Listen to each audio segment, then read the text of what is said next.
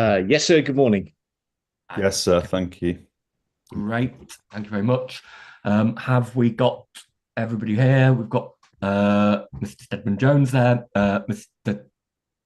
Tucker. Have we got Ms. Shake? We saw she was here earlier. Is she here now? She is. Morning, Ms. Shake.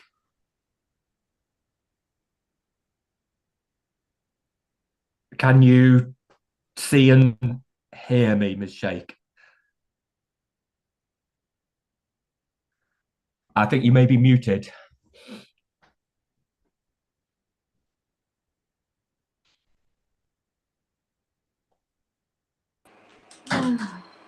I'll. We can hear and see you now, I think. Is that better? Yeah, can hear and see you now. So we can hear and see from everybody.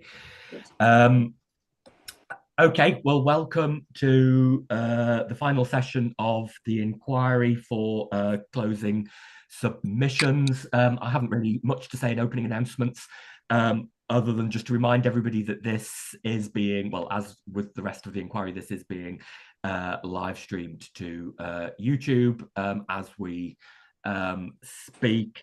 Just in terms of the closing submissions, I've had copies of Mr. Stedman Jones and Ms. Shakes. I haven't yet had a copy of yours, Mr. Tucker. Have they been sent to the case officer? I don't know is the answer, sir. I'll check it, but if not, I'll make sure it's immediately sent, sir. Right. Okay. That's fine. As I say, I've had the other two this morning, so I know that if they're going to pins, they will reach me. So, okay. Well, with that, I mean, the order of the day, as previously announced, was firstly Mr. Stedman Jones for Save Toaster Now, then Ms. Shake for the council, and finally Mr. Tucker for the appellant. Is there anything, any procedural announcements or anything, or procedural queries? There is, yes, Mr. Tucker, yes. So two, just to check that you have received the completed copies of the Section 106 bilateral and the unilateral. I have, yes, got those yesterday. Excellent, sir. And then just to pick up one point, which is a factual update. The earlier this week, the reserve matters for the allocation to the immediate east of the appeal site came before committee. That was resolved to be approved, I'm told. So I picked that up simply as a factual matter, as a footnote. It's not yet been issued, but there was a resolution to approve. Right, so the site to the east, so that's the AL3. Yes, sir, Three. AL3. Yeah, right. Okay, thank you. Anything from Ms. Shaker, anything from you? So only a very small point is that I know we're going to have the order of closing submissions, but I haven't got, I mean, how will we get copies? Or is Mr. Stedman Jones going to email his version, just so that we've got it in front of us? That's what I'm thinking. Right. Thank you, Ms. Shake. I was going to check myself. I emailed them to Kerr Brown. I haven't got contact details readily to hand, and so I asked Kerr whether he was going to forward them on to Ms. Shake and Mr. Tucker. Obviously, he's not done that yet. I mean, either I can take the email addresses now and forward them, or if you're in touch with Mr. Brown, maybe he could forward them to the other parties. I don't know what you'd rather do, sir. It might be worth, because we would not normally exchange closing submissions until, because of the order of them, that yeah, so that's probably, I mean, so it might be easy if you can exchange them between yourselves. That's fine. Okay. Do we need to take say just a 10-minute adjournment just for that to happen? Yeah, all I need is email addresses. I apologise. It's just I'd obviously misunderstood. I thought that Mr. That's fine. It's just I don't necessarily know whether people want to announce their email addresses. No, understood. Over something that's being live streamed. That's all I was thinking. I don't know how you want to, between the three of you, play that really. Do you have any thoughts? Ms. Sheikh, Mr. Tucker, are you happy to give out your email addresses now? Or So what occurs to me is Mr. Riley Smith is on the call as my junior. I appreciate Mr. Stedman Jones is about to start speaking, but I have no doubt with a couple of minutes calls and behind the scenes that Mr. Riley Smith could create a little group at which we can circulate Mr. Stedman Jones, our closing submission, my learned friend, Mrs. Kabir Sheikh's closing submissions between the advocates, and do that pretty quickly. okay, that would be acceptable, sir. Yeah, should we just adjourn for say 5 minutes to enable that to happen? I mean, it's 5 past now. In fact, let's say 10:15. We'll say 10 minutes. That should enable time for all that to happen, shouldn't it? And hopefully, I may also, in the meantime, during those 10 minutes, hopefully, if you can send yours, Mr. Tucker, or get somebody to send it to. Yes. Kerr Brown at Pins, then hopefully that I should get that as well. So let's adjourn now until. So can I just mention? I think it may be an accident, but I think Miss Barry has got her camera on. I'm sure that's not intended. But I presume you simply want the advocates on. Yeah, that's. Yeah. Okay. Right. Okay. Well, let's adjourn until 10:15. Hopefully our computers will all be saying the same time. Who knows? But mine currently says 6 minutes past 10. So we'll adjourn till 10:15, and hopefully everybody will get a copy of each of the closings. Well, certainly it needs to be Mr. Stedman Jones at the moment, isn't it? And then in due course, the others. Yes, just so we have a means of communicating at the appropriate time. That's all. Yes, absolutely. Yeah. So at the appropriate time, isn't it? Yeah, that's fine. Okay, we'll adjourn till 10:15. Thanks. Thank you, sir. Thank you. Thank you.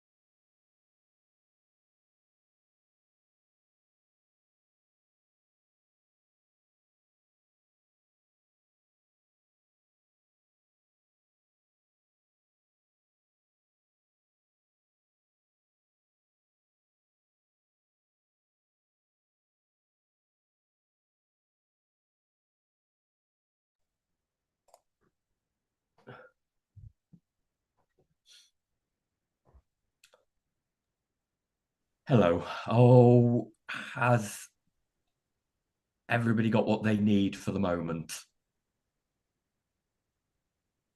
Yeah.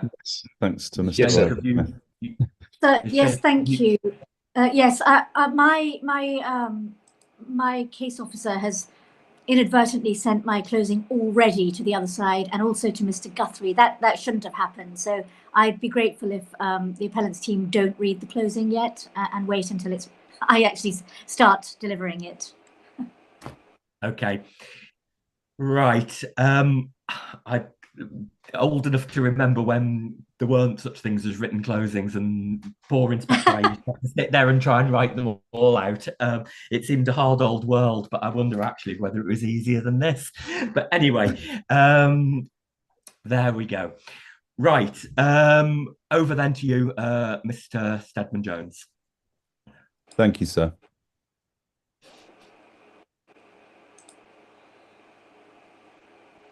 The evidence heard at this inquiry has confirmed Save Toaster Now's case that this appeal should be dismissed. The appellant has brought forward a scheme which does not deliver the policy allocation under Local Plan 2 Policy AL1. Instead, it seeks to squeeze as much development as possible at great height onto a site that will be visible from the undulating landscape and sensitive receptors to its north, east and west. It will place vast storage and distribution sheds on the edge of the historic town of Towcester, transforming its setting and character. The appeal scheme will not deliver significant benefits to the local economy, but rather aims to create, in the appellant's own words, a regional hub, which in practice is likely to service a national or international market, frustrating the development plan objective of a balanced economy in line with Towcester's role as a rural service centre in the local planning authority's spatial strategy. It will do so by increasing the traffic pressure insufficiently modelled in the appellant's evidence on an already strained transport network and without any meaningful sustainable transport strategy to offset such impacts. That there will be severe residual cumulative harm to the strategic road network by 2031 is acknowledged by the parties, the Local Highways Authority and National Highways. There is no strategy for addressing this harm in place. The appeal scheme does not accord with the development plan, and the limited economic benefits are insufficient material considerations to displace the presumption under Section 38(6) of the Planning and Compulsory Purchase Act 2004 that planning determinations should be made in accordance with the development plan unless material considerations indicate otherwise. Policy AL1 seeks an allocation which will deliver a variety of employment types, reflecting the need for diversity and resilience in the local economy. It requires the delivery of a high-quality landscape setting within and around the boundary of the proposal, which in accordance with Policy SS2 uses a design-led approach to demonstrate compatibility and integration with its surroundings and the distinctive local character of the area in terms of type, scale, massing, siting, form, design, materials and details. The appeal scheme does not deliver any of this. The appellant's evidence at this inquiry has underlined that rather than design a scheme that brings forward small and medium-sized development capable of being robustly mitigated, servicing a need for a diverse local economy, the appeal scheme has been driven by operator requirements for large-scale warehouse buildings, which will unavoidably cause significant adverse impacts post-mitigation. At best, the appeal scheme delivers strategic scale warehousing on a trend-based trajectory that the Joint Core Strategy expressly stated was not desirable nor sustainable in the long term in order to achieve a balanced economy. As the Design and Access Statement demonstrates, and Richard Hammond confirmed, at no point were smaller or medium-sized buildings considered in the design of the appeal scheme. Instead, the appellant's priority for massive storage and distribution buildings has been evident throughout the application and in this appeal. While there will always be a need for B8 uses in the region, the development plan objectives for a different mix of development at this location have been ignored. The appellant's case therefore rests on a number of propositions which this inquiry has demonstrated to be flawed. It does not deliver a mix of employment types as sought by policy AL1. It is not design-led in any meaningful sense because it does not seek to integrate with the surrounding landscape character or the setting of Towcester as a historic market town. The appeal scheme will cause significant harm to views and visual amenity post-mitigation. The appeal scheme is not vision-led in transport sustainability terms and therefore conflicts with national policy and guidance. While the appellant claims that it washes its own face in transport terms, it does not incorporate or address robustly reasonable future scenarios as required under NPPF paragraph 116.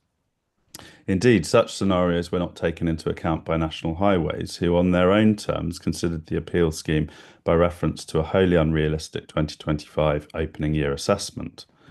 The appellant's central contention that its proposals have been approved by National Highways is therefore fatally undermined because, as the local planning authority and Save Towcester now contend, the 2031 modelling is the best proxy for an opening year assessment before you, sir. Finally, far from demonstrating rigorous assessment of highway safety, the appellant's evidence has shown significant and unacceptable safety risks, which have either only partially been addressed or not addressed at all. For all these reasons and those elaborated in detail in these submissions, Save Towcester now submits that this appeal should be dismissed. So I turn to address each of the evidence at the inquiry under each of your main issues as you set out at the beginning of the inquiry. The first main issue, employment. The appeal scheme and the nature of the employment development proposed does not accord with the relevant development plan policy as reflected in the Joint Core Strategy and Local Plan 2 and expanded upon in the Employment SPD. Critically, as noted in the introduction, Policy AL1 aims to deliver a mix of employment development which will reflect the need for diversity and resilience in the local economy. The proposed development instead seeks to provide an unwarranted massive-scale distribution centre that will do nothing to provide for the employment needs of the local community in and around Towcester. Turning to development plan policies and the Joint Core Strategy and Local Plan 2, the allocation AL1 is intended to deliver a diverse range of employment uses which provide for the needs of Towcester and the local economy, thereby fostering a balanced and sustainable economy and reducing out commuting. The allocation was not intended to meet employment needs beyond the local economy or to satisfy a broader regional demand for strategic scale logistics development, for which development plan provision is made in other more appropriate locations.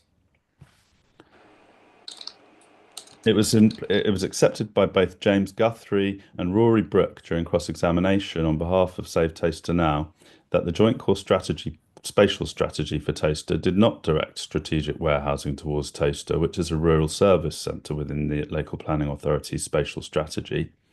These concessions were properly made by the appellant's witnesses.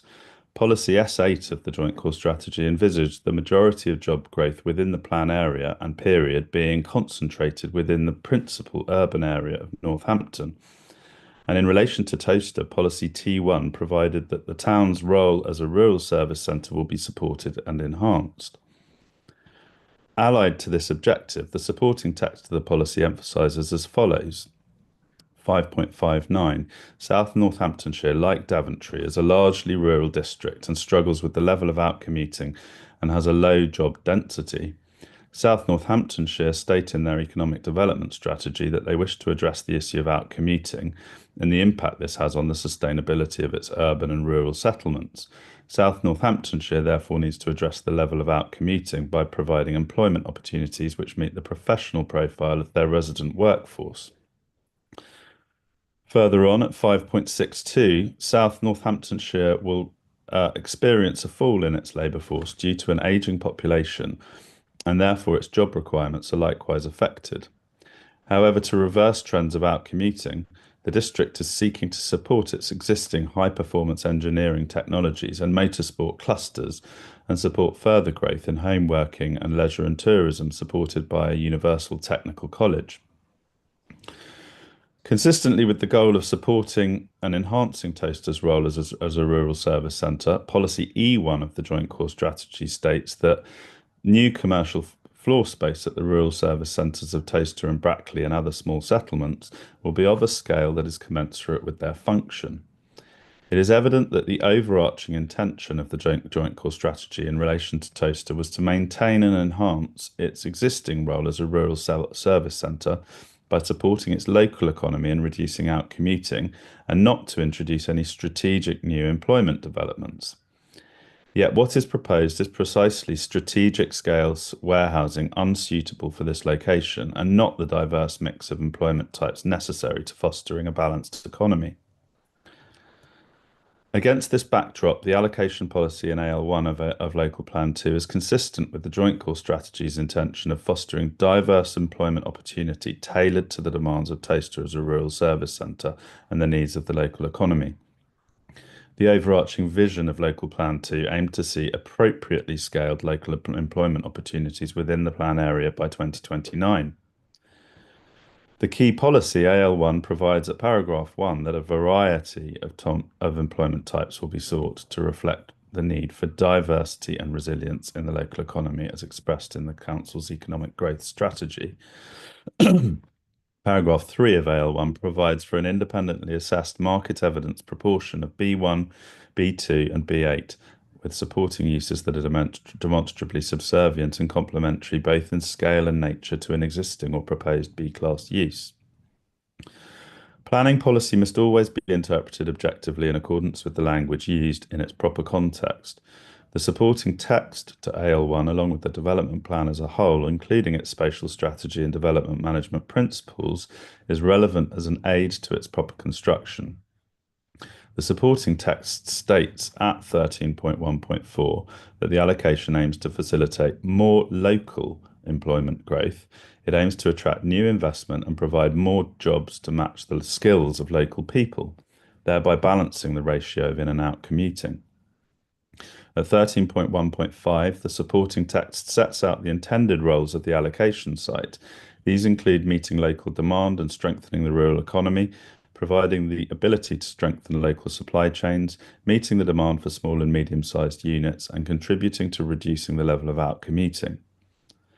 The appellant states in its opening that Save Toaster Now's position on main issue 1 stems from a mistaken view that the supporting text to policy can import additional policy requirements. As a matter of law, it is very well established that it can't, and it is the policy wording itself which counts. In support of this proposition, the appellant refers to the Cherkley Campaign Limited case. However, in that case, Mr. Justice Haddon Cave confirmed that the supporting text to policy consists of descriptive and explanatory matter in respect of the policies and/or a reasoned justification of the policies, paragraph 16. The supporting text is therefore plainly relevant to the interpretation of a policy to which it relates, and the policy must, of course, be read in the light of the supporting text, given the statutory role of that text as descriptive and explanatory matter and/or reasoned justification for the policy, and that's from paragraph 17. Save Toaster Now does not submit that the supporting text has the force of policy, nor that it can trump the policy. However, consistent with Mr. Justice Haddon Cave's judgment in Cherkley Campaign, Save Toaster Now's position is that the supporting text to AL1 guides the interpretation of the policy and should be taken into account for the purposes of construing the policy. Save Toaster Now submits that read objectively and in its proper context, including the supporting text, the AL1 policy has a clear goal of delivering a diverse range of employment types, which are tailored to local employment need in order to foster Toaster's role as a rural service economy within the local economy and reduce out-commuting from the area. When considered against the relevant policies making up the spatial strategy for the district in general and Toaster in particular, the appeal scheme does not accord with the development plan as a whole. This is reinforced by the conflicts with other main relevant development plan policies governing main issues 2 and 3, which are considered in more detail in what follows. Turning to the SPD and the weight that should be given to it, The Employment SPD provides more detailed advice and guidance on the policies contained in the Joint Core Strategy and Local Plan 2. The SPD is therefore a material consideration and an aid to the proper construction of the AL1 policy. STN submits that the SPD is to be given considerable weight in the determination of this appeal. Although it is not a development plan policy, the SPD has been formally adopted following a process which involved public consultation, which accompanied an evidence base, provides detailed advice and guidance in line with the development plan policies, and provides a degree of certainty and consistency for all parties. It is therefore appropriate to give the SPD considerable weight. The appellant in its SPD compliance note asserts that the SPD should be afforded very limited weight. The appellant's central reason for adopting this position is that it, via its agent Quad, submitted representations to the local planning authority about the SPD's soundness at the consultation stage, which were, quote, not addressed by the local planning authority prior to the adoption of the SPD. The appellant tempered its position on the weight attributable to the SPD during the course of Mr. Guthrie's cross-examination. Mr. Guthrie accepted that the SPD was consulted on, adopted, and has not been challenged by the appellant at any stage, and that the weight ought to be given to it is a matter for you, sir. Insofar as the appellant maintains its position that the SPD is to be given limited weight because its objections at the consultation stage did not influence the content of the SPD as adopted, Save Toaster Now notes that a local planning authority is not obliged to make any modifications to an SPD in order to take account of representations made by consultees. See Section 23 of the Planning and Compulsory Purchase Act 2004. Consistent with this, in the William Davis case, Mr. Justice Gilbert held that an SPD must be made the subject of public participation, but consideration of any objections is for the local planning authority itself. Having received Quad's representations at the consultation stage, it was entirely a matter for the local planning authority to determine whether any changes to the SPD were warranted in light of those representations. The appellant has not at any stage challenged the soundness or legality of the SPD as adopted. The SPD is therefore to be given full weight as a material consideration, irrespective of the matters raised by the appellant in its compliance note. Paragraph 1.7 of the SPD states that the AL 1 to 3 sites were identified to facilitate some additional small-scale employment opportunities to provide additional choice and opportunity for the growing population associated with the strategic development site to the south of the town. They were also identified to address people commuting from Towcester elsewhere for employment purposes.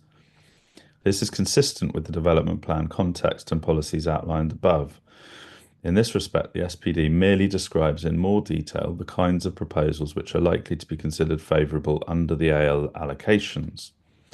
The SPD therefore lends further weight to Save Toaster Now's submission that in order to be compliant with the development plan policies, proposals for AL1 should provide for a diversity of employment which matches local employment need, fosters the local economy of Towcester as a rural service centre, and addresses the issue of outcommuting from Towcester. Turning then to the nature and extent of local employment need. It is evident from the above that the AL1 site is intended to provide a location for a diverse range of employment types which supports the local economy and meets local employment need. As to the nature and extent of local employment need, the inquiry has heard the evidence of Mr. Wood and Mr. Weeks on behalf of Save Toaster Now. Mr. Weeks explains in his proof of evidence that the local labour market should consist of the South Northamptonshire Council area, which represents a higher than average economically active population, with a higher percentage of residents employed as managers, directors and senior officials in professional occupations and associated occupations. Mr. Wood's evidence to the inquiry used the South Northants parliamentary constituency as a proxy for the South Northants council area. Mr. Wood demonstrated that people in the South Northants parliamentary constituency area are more economically active than across the West Northants area more generally, are more highly qualified and have a significantly higher proportion of employment in higher managerial and related positions. Mr. Wood estimates that unemployment in the Toaster and Road ward amounts to approximately 500 people. The SPD is consistent with Save Toaster Now's evidence on employment need in the South Northants Council area. Paragraph 2.35 of the SPD states that the resident workforce is highly skilled and professional, with 38% having qualifications at the NVQ4 level or above, compared to 31% for East Midlands. The district has a higher than average number of residents employed in managerial, professional and skilled occupations. This demographic mix suggests a desirable area for locating business B1 employment uses. The evidence before the inquiry therefore establishes a need for high-skilled job opportunities within the South Northants Council area. The appellant's evidence on main issue 1 does not rebut this. Instead, as he accepted in cross-examination, Mr. Brooks' evidence focused on the identification of market demand for B8 within the West Northants area. Save Toaster Now does not dispute that there is significant demand for warehousing and logistics infrastructure in the wider West Northants plan area. As is explained in further detail below, neither does Save Toaster Now dispute that the local planning authority is under a particular onus by virtue of paragraphs 86 and 87 of the NPPF to facilitate the needs of the logistics sector, along with other important sectors. However, Save Toaster Now submits that in order to comply with the development plan policies, proposed developments on the site should reflect and provide for the employment needs of the South Northants area, and should not prioritise the infrastructure needs of the logistics sector in the West Northants area over and above those local employment needs. That is not what Policy AL1 is seeking to achieve. In fact, NPPF policy supports these objectives as well, identifying a range of priorities in addition to logistics, such as clusters or networks of knowledge and data-driven creative or high technology industries. That's from paragraph 87A. Turning then to the proposed development contravenes the development plan policies. In light of the above, Save Toaster Now submits that the proposed development is out of kilter with the relevant development plan policies for 4 reasons. Firstly, the proposed development fails to provide a diverse range of employment types and business uses to meet the needs of Toaster as a rural service centre and the local economy as required by the development plan policies. Mr. Weeks' evidence in examination in chief summarised the discrepancy concisely. Policy AL1 seeks the delivery of a mixed and balanced employment site, but the appeal proposal seeks to deliver 96.5% of the floor employment area as B8. Even accounting for the remainder of the AL1 allocation, comprising the existing and comparatively small Bell Plantation site, the proposal, if delivered, would potentially see 89.2% of the building's floor area across the whole of the AL1 combined site as B8. That is heavily skewed towards the delivery of warehousing and logistics at a strategic scale and fails to deliver the mixed and balanced employment site envisaged by the AL1 policy. This position is compounded when the AL3 allocations is considered. As Mr. Weeks sets out in his evidence, AL3 is bringing forward a preponderance of B8 storage provision. Given the significant provision of B8 at AL3, the need for further B8 in and around Toaster at the expense of a greater mix of employment types is further reduced. Secondly, the appeal scheme fails to support a diverse and resilient local economy.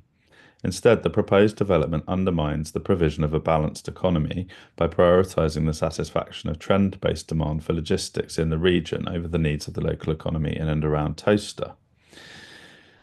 Firstly, it was accepted by Mr. Brooke in the course of cross-examination that the proposed development is aimed at servicing a regional, national or even international market. This is evident from the design and access statement, which sets out that DHL is seeking to use the AL1 allocation to establish a regional hub to meet the high demand for B2 and B8. The vision section of the DAS states that the proposal aims to deliver a regional hub in a strategic location. Mr. Brooks' evidence in Cross was that the market being serviced by logistics operation won't be the local market, it'll be the regional, national, international market. Secondly, however, the provision of strategic warehousing on a trend-based trajectory fails to support, and as noted above, even actively undermines the objective of promoting a balanced and diverse local economy in Towcester. In relation to warehousing, the supporting text to policy S8, distribution of jobs of the JCS, of the Joint Core Strategy, states that the area remains attractive to the warehouse industry, and indications are that it is likely to remain so for the lifetime of the plan. However, delivering new space to cater for the warehouse sector on a trend-based trajectory would not be desirable nor sustainable in the long term in order to achieve a balanced economy. The Joint Core Strategy, therefore, thereby identifies a conflict between satisfying trend-based demand for warehousing in the area and achieving a balanced economy. Thirdly, in the context of this application, the appeal scheme exemplifies that conflict. Development land within Towcester is a finite resource, and the appeal scheme seeks to co-opt a substantial allocation site to meet a trend-based demand for strategic warehousing in the broader region at the expense of the imperative to foster a balanced and diverse local economy in Towcester itself. Thirdly, the development plan, both in the Joint Core Strategy and Local Plan 2, has made significant provision for strategic scale employment allocations elsewhere within the West Northants area. Firstly, the Joint Core Strategy continued extensive strategic warehousing provision, explaining as follows at 5.71. West Northants already has a large supply of warehouse development with planning consent in the pipeline, including Swan Valley, Bedford Road, the former cattle market, and Durft. The majority of any new warehousing will be accommodated on existing employment sites through the employment land supply pipeline and churn of employment land. The allocation of a strategic employment site at Northampton M1 Junction 16 provides further support for demand in this sector in a sustainable manner, consistent with the economic strategy within the plan as a whole. New large warehousing developments in excess of 40,000 square metres will normally be expected to be provided for at Durft. Secondly, Local Plan 2 reinforced this strategy, emphasising as follows at paragraph 5.3.1. The West Northants Joint Core Strategy requires that the detailed operation of Policy E1 is taken forward through the Local Plan Part 2. For South Northants, it is important that this reflects the rural nature of the district, as well as providing allocations for new employment commensurate with their function. It is recognised that employment opportunities may exist outside of B use classes, for example, office, industrial and warehousing, and also include retail and leisure uses. And further on at paragraph 13.1.5, strategic employment generation is focused through the Joint Core Strategy at Towcester and Brackley motorway junctions and at Silverstone. Fourthly, the proposed development fails to provide employment opportunities which match local employment need. Firstly, in relation to the employment mix provided by the appeal proposal, Save Towcester Now's evidence relies on the ONS's annual population survey 2018, according to which 61.7% of jobs in the logistics and warehousing sector are process plant and machinery operative roles. This is compared to 12.8% for managers, directors, senior officials, professional occupations, and associate professional occupations.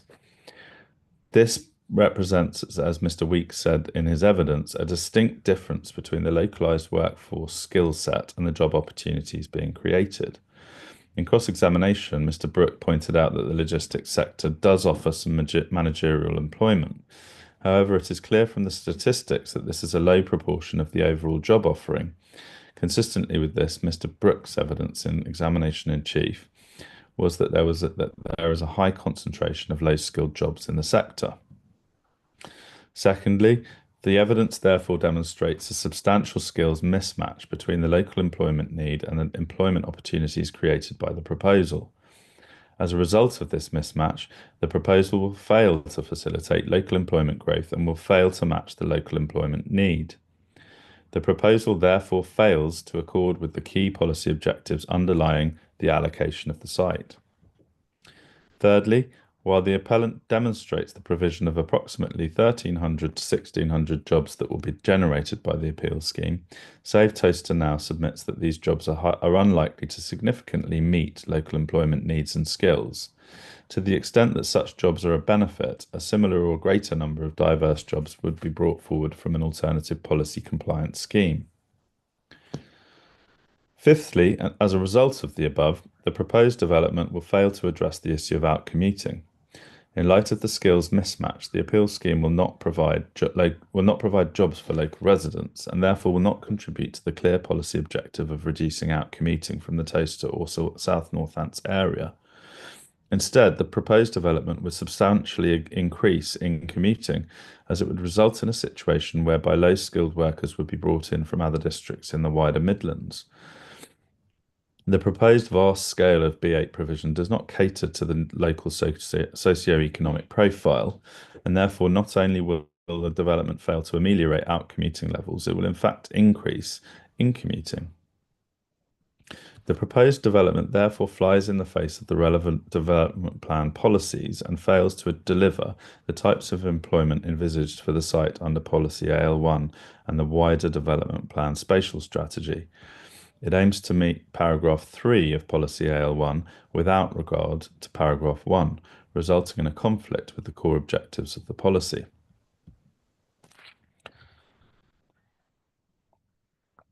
Turning then, sir, to the second of your main issues, landscape and visual impact. I've set out there, again, reason for refusal 1, and I won't repeat that because we're all familiar with it. The evidence throughout the inquiry has confirmed that the local law planning authority was correct to refuse the proposed development on this basis. It is evident that the development, if consented, would generate unacceptable significant adverse impacts to the landscape character, views and visual amenity of the area. This harm would contravene the development plan policies. It is not outweighed by any other material considerations. In particular, the design of the appeal scheme is not landscape or even design-led. It is development-led by the operator's requirements for massive strategic warehousing, and as such is not in accordance with Local Plan 2, policies AL1 and SS2. Turning then to the development plan policies.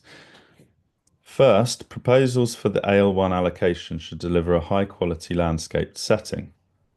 Paragraph 6 of Policy AL1 imposes site-specific design and place-shaping principles for the allocation.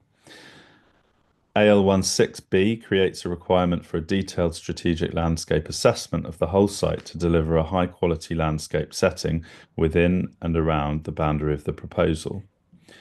The Employment SPD, which, as explained already, provides further detail to guide the application of development plan policies, specifically considers the ability for the AL1 site to accommodate appropriate development. Page 10 of the SPD states that detailed design must have regard to any non-designated and designated heritage assets, in particular the Eastern Neston Grade 2 star listed registered park and garden. A high-quality landscape setting is required by the allocation. Second, proposals for the allocation should take a design-led approach in order to integrate with and maintain the identity of the local area. The AL1 policy incorporates by reference policy SS2 of the Joint Core Strategy, general development and design principles. SS2, sorry, that shouldn't be the Joint Core Strategy, that should be the Local Plan 2. SS2 1A provides that proposals should maintain the individual identity of towns and villages and not result in the unacceptable loss of undeveloped land, open spaces and locally important views of particular significance to the form and character of a settlement. SS2 1B provides that planning permission will be granted to proposals which use a design-led approach to demonstrate compatibility and integration with its surroundings and the distinctive local character of the area in terms of type, scale, massing, siting, forms, design, material and details. Third, proposals for AL1 should have regard to the role of the junction between the A5 and the A43 as a gateway into the historic settlement of Toaster. The SPD recognises the impact of AL1 on the northern gateway into Towcester. Per paragraph 3.23, this gateway acts as a key arrival point into the historic settlement, and its function should be fully considered relative to the design quality of proposals at AL1 and AL2, as well as scale and massing. Paragraph 3.19 outlines a requirement for development whose form and scale considers the rural character of this area through built or landscape elements, will enable a more gradual and sensitive transition from North Towcester to the surrounding countryside. A development plan compliant proposal would therefore offer a development that appropriately respects the site's important position as a gateway entrance to Towcester, a historic town, and that reflects this rural character and form. Turning to the relevance of building size, it is accepted by the appellant that larger buildings have a greater impact in terms of landscape and visual harm. In part, this is because proposals for a variety of small and/or medium buildings would create greater opportunity for landscaping between buildings, thus maintaining the undulating character of the site. Proposals for small and medium buildings are therefore more likely to be appropriate for the AL1 site. In particular, proposals for small and medium buildings are more likely to comply with the SS2 requirement of integrating with the surroundings in terms of site scale and massing. They can be provided at multiple stepped ground levels, reflecting more naturally the levels on site, so that it is not necessary to have so much cut and fill in any one place. Consistent with this, the SPD envisages at paragraph 3.21 that, if delivered sensitively and in line with policy, the AL1 allocation could see the delivery of some small, medium, and in exceptional circumstances, large development units. Further detail in relation to this is provided on pages 38 and 39 of the SPD, which define a scale for small and medium and large buildings. Large buildings would reflect the scale of buildings units found in Swan Valley, a distribution park along the M1, setting a minimal footprint of 8,000 square metres. Paragraph 6 of the SPD sets out the development framework for AL1 specifically. In relation to building height, scale and massing, at paragraph 6.25 of the SPD outlines an expectation that small and medium-sized buildings will be acceptable where there is no significant visual impact, likely rising to approximately 16 metres in height from existing ground levels, and being effectively screened from sensitive views by either existing or proposed tree planting. Large buildings which have a greater impact, i.e. are visible above tree cover from longer distances or affect the character of the area in which they sit, will need to provide robust mitigation, such as delivering the highest design quality and a thorough programme of landscape measures. The appellants have suggested that the discussion of building heights in the SPD amounts to an attempt to introduce a new restriction on development via an SPD. However, as explained above, the SPD does not seek to introduce new policy, but rather to provide additional context and detail for the interpretation and application of the development plan policies. The SPD's guidance as to building heights and size on the allocation is providing additional detail to SS2 and AL1, but is consistent with those policies. The reason that small and medium sites are referred to in the SPD is because they are considered to be the type of buildings that would be compatible with the requirements for good design, appropriate scale and massing for the site, as required by SS2. It would be exceptional for a large building to be appropriate for the site, and any such building would need robust mitigation to address its impact. Turning then to the appeal scheme as contrary to the development plan policies. So you will have formed a view as to the impact of the proposed development in landscape and visual terms during your 2 site visits conducted as part of the inquiry. Save Towcester now submits that the proposed development is contrary to the development plan policy and will have unacceptable significant adverse impacts for the following reasons. Firstly, the proposal is not design-led. To the contrary, it is evident from the appellant's evidence to the inquiry that it has adopted a development-led approach to the scheme. Firstly, the appellant's approach to the design of the site is clear from the DAS. At paragraph 1.1.2, The DAS refers to DHL's intention to use the site to establish a regional hub to support both their own growth and meet the high-level demand for B2 and B8 floor space. The ambition to create a regional hub in order to support and serve DHL's operations on the regional, national, and international market has underpinned the scale and development of the proposal. Mr. Hammond's evidence in cross-examination was that operator-led considerations resulted in the development of a proposal on the scale seen in the DAS and eventual application. Secondly, Part 4 of the DAS outlines the development and evolution of the proposal over time. It is evident from this that the core principles of development relating to the site have remained the same at all times. Mr. Hammond's evidence in cross-examination was that the appellant had at no point reduced the floor space plan or considered the use of small or medium buildings within the meaning of the definitional scheme outlined in the SPD or similar. This is confirmed by the options considered as shown at paragraph 4.3.1 of the DAS. The scheme was, as put to Mr. Hammond by Ms. Sheikh during cross-examination, the antithesis of being design-led. The floor space and massing was determined by DHL's operational requirements, not by design-led considerations about appropriate integration and high landscape quality. Secondly, the scale and massing of the buildings is inappropriate and makes robust mitigation effectively impossible. Instead of delivering a mix of small and medium-sized buildings, the appellant has, by its own admission, sought to maximise the density of employment on the appeal site. The size of development sought by the appellant is so large as to firstly contravene the SS2 policy requirements and secondly to prevent effective mitigation, meaning that the proposal cannot deliver robust mitigation within the meaning of the SPD. Firstly, as explained above and recognised in the SPD, the greater visual and landscape impact of larger buildings means that small or medium-sized buildings are more likely to be acceptable on the AL1 site and are more likely to be able to integrate properly in terms of their size, massing, siting and volume. Large buildings are not precluded by the policies, but would only be acceptable and compliant in exceptional circumstances and subject to robust mitigation.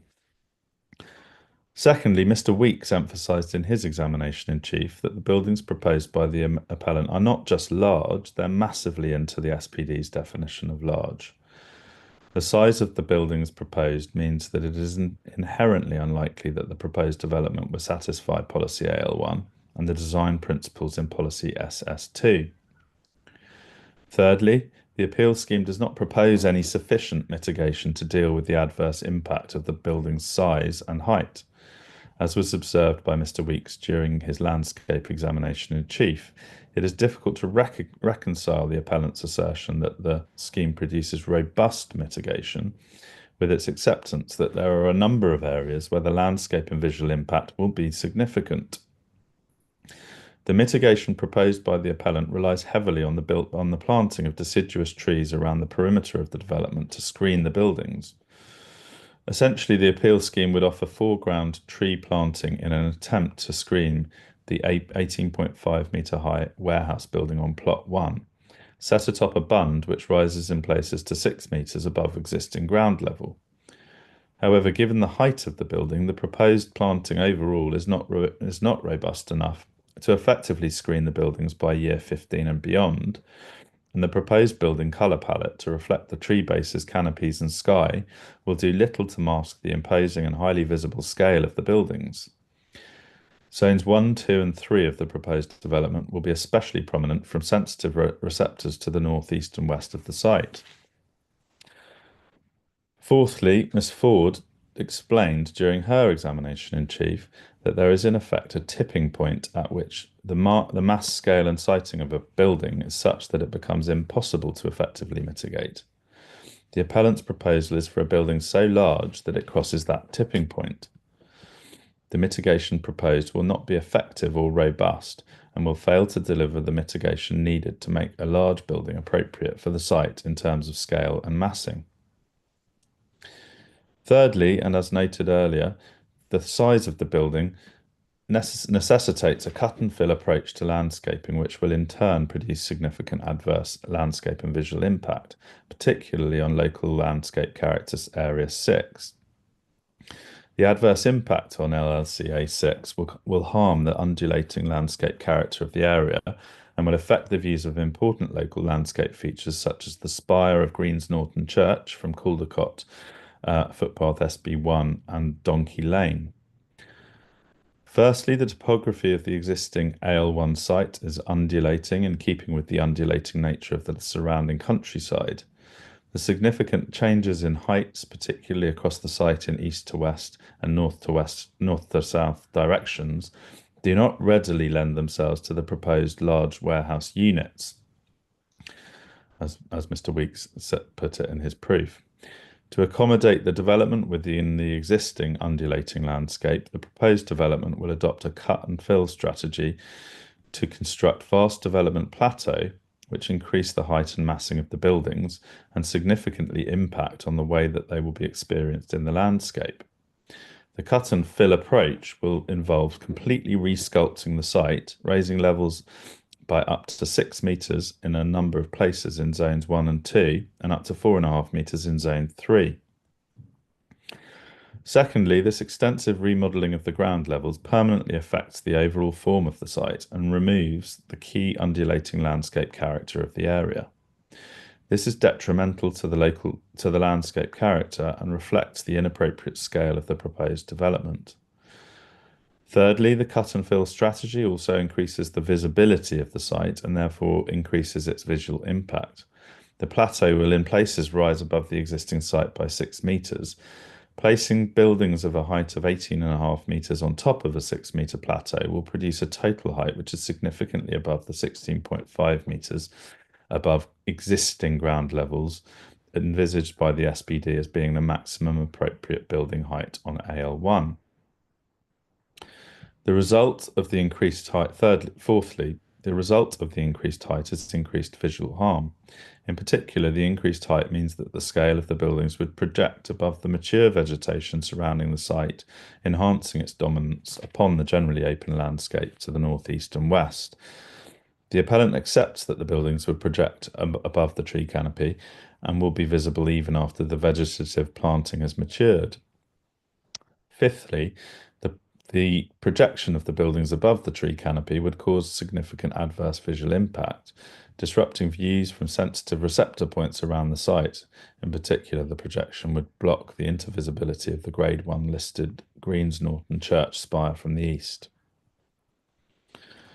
Fourthly, the proposal will fail to enhance the function of the A43 and A5 junction as a gateway into the historic settlement of Towcester.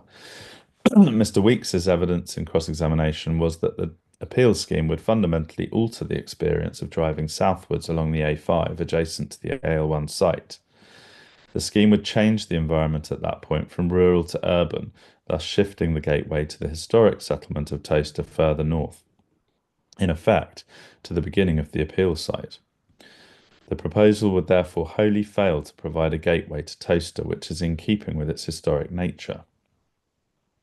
The scale and massing of the appeal proposal is incompatible with the provision of an appropriate gateway, and this further underlines the inappropriate scale of the proposed development.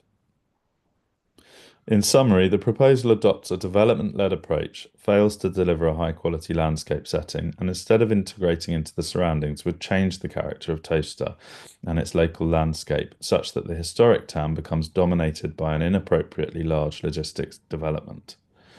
The proposed buildings are of a scale and massing which makes them impossible to effectively mitigate.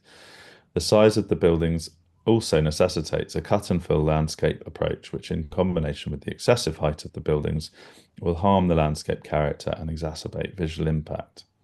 The visual impact on LLCA 6 will be particularly significant, as is accepted by the appellant. In those circumstances, the scheme fundamentally conflicts with policy AL1 and policy SS2.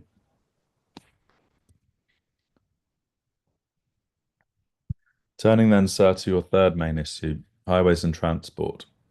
Again, I've set out the reason for refusal there for your ease of reference.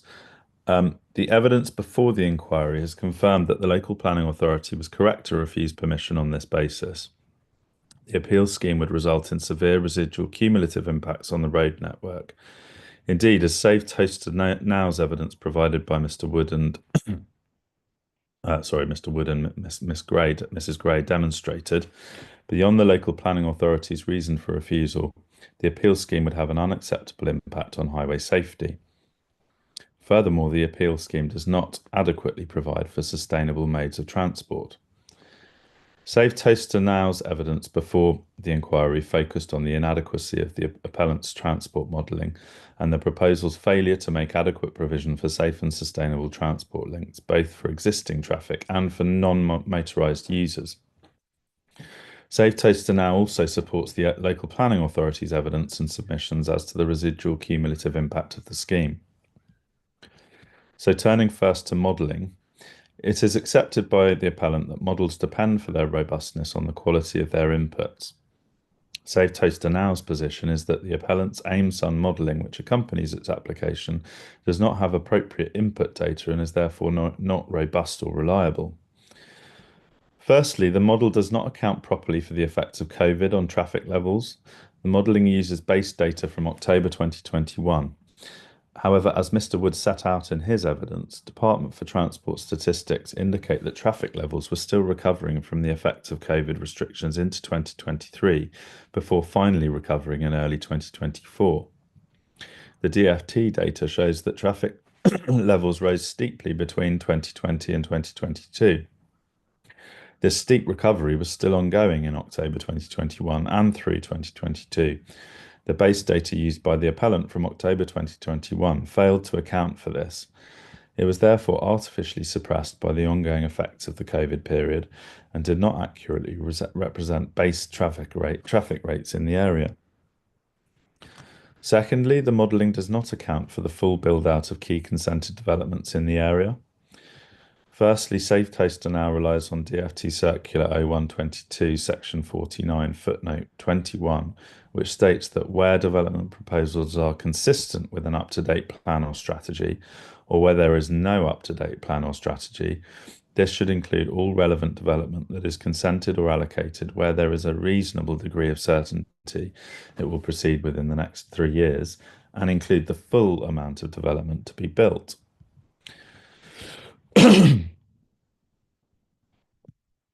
Ms. Baker and Mr. Wood both explained in their evidence that it would therefore be appropriate for the modelling to include 100% build-out of the sustainable urban extension and the other relevant consented developments.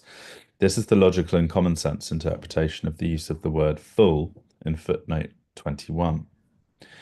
Secondly, however, the appellant's 2025 modelling only accounted for 60% build-out of the sustainable urban extension and the other relevant consented developments. This is despite the fact that the sustainable urban extension in particular represents around 2,750 houses, a school, local amenities and community centre, and will significantly increase the number of vehicles using the road network. Critically, the sustainable urban extension will increase traffic around the Tove roundabout as residents of the sustainable urban extension use the roundabout to reach the M1 northbound and A5 northbound. Thirdly, Mr. Wood's evidence indicates that accounting for the sustainable urban extension and other relevant consented developments at 100% build out rather than 60% build out would increase the volume of traffic in the modelled area by approximately 6.5%. This is a substantial increase and supports Save Toaster Now's contention that the appellant's modelling is inadequate and insufficiently robust. Thirdly, the geographic scope of the modelling is insufficient and fails to take into account the Stony Stratford roundabout. There is significant outcommuting from Toaster in the direction of Milton Keynes, which offers rail connections into London or the north. The result of this outcommuting from Toaster to Milton Keynes is that substantial queues build up around the Stony Stratford roundabout at peak times.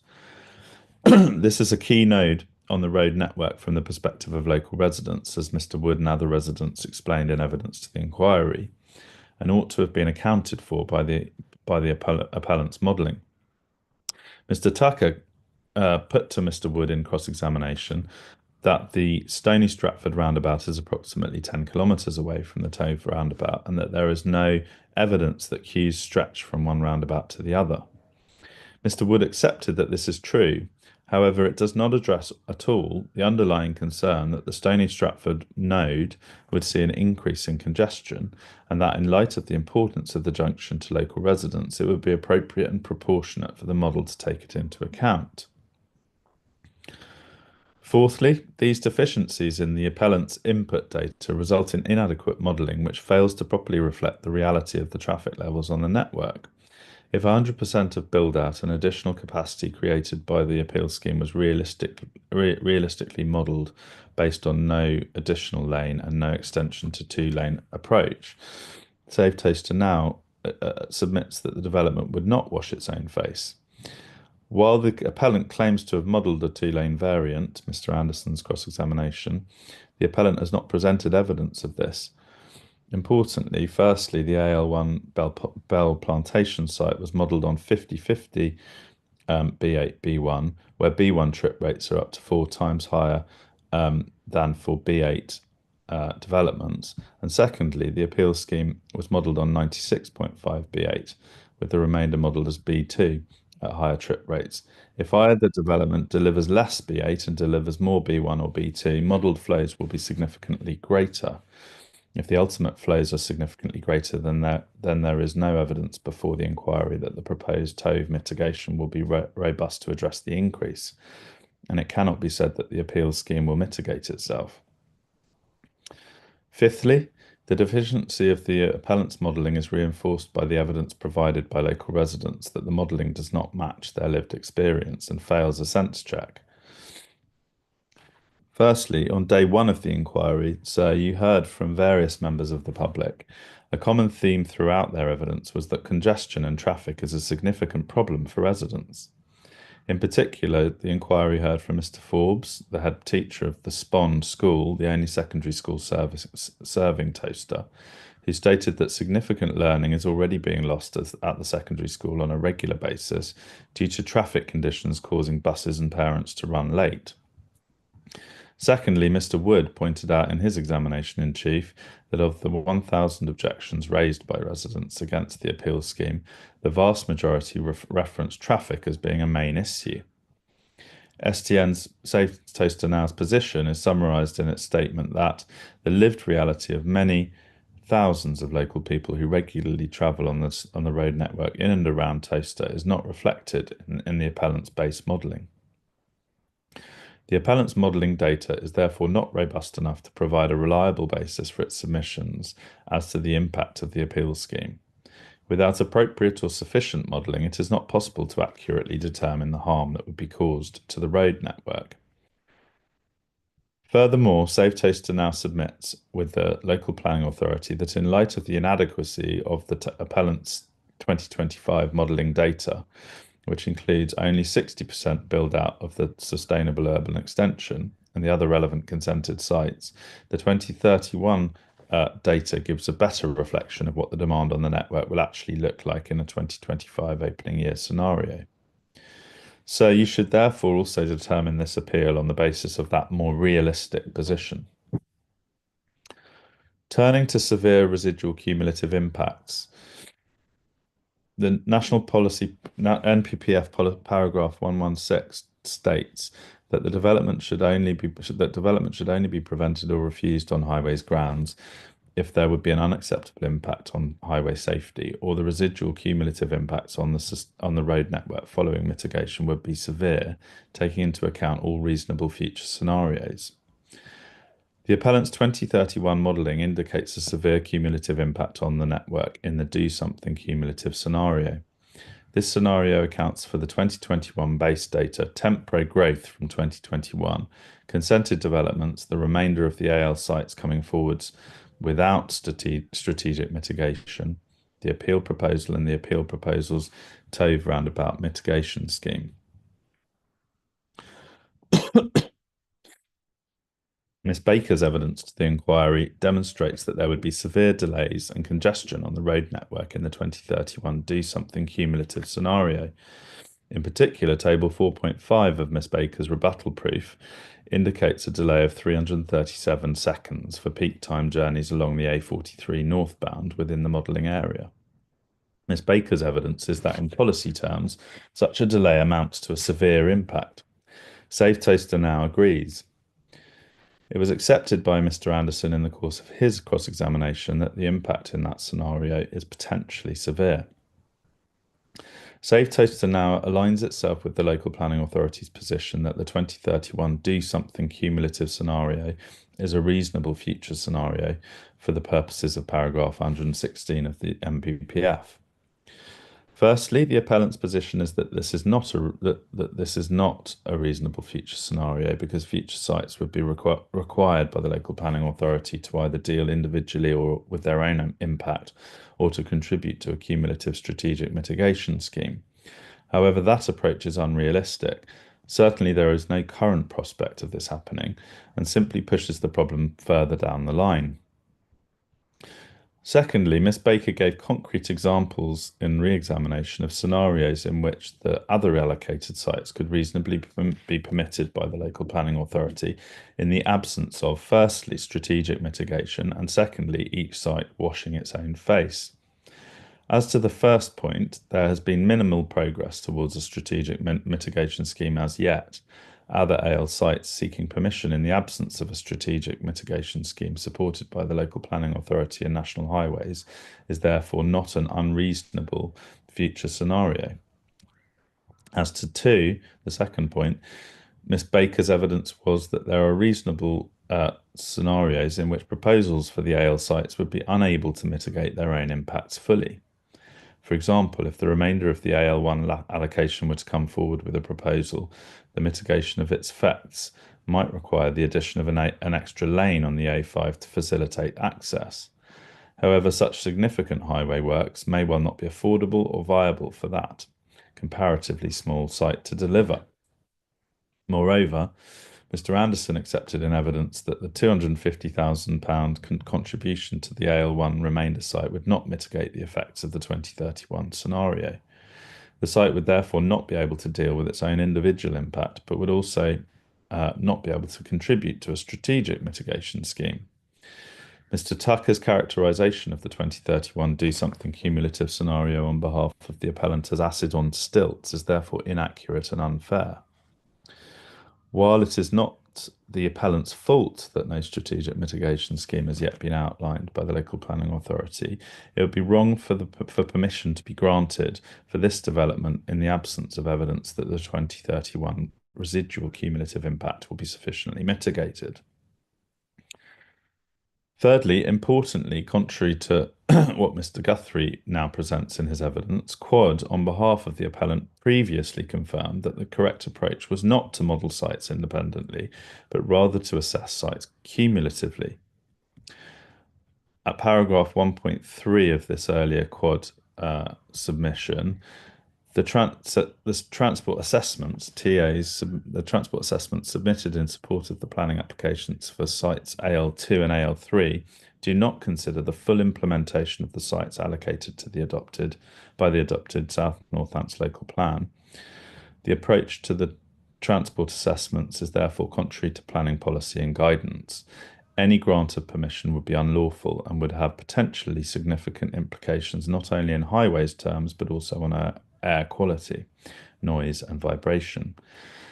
1.4. Without proper consideration of the cumulative effects, the approval of either or both planning applications would have the potential to prejudice the viability and deliverability of other local plan proposals, including at site AL1, land at Bell Plantation.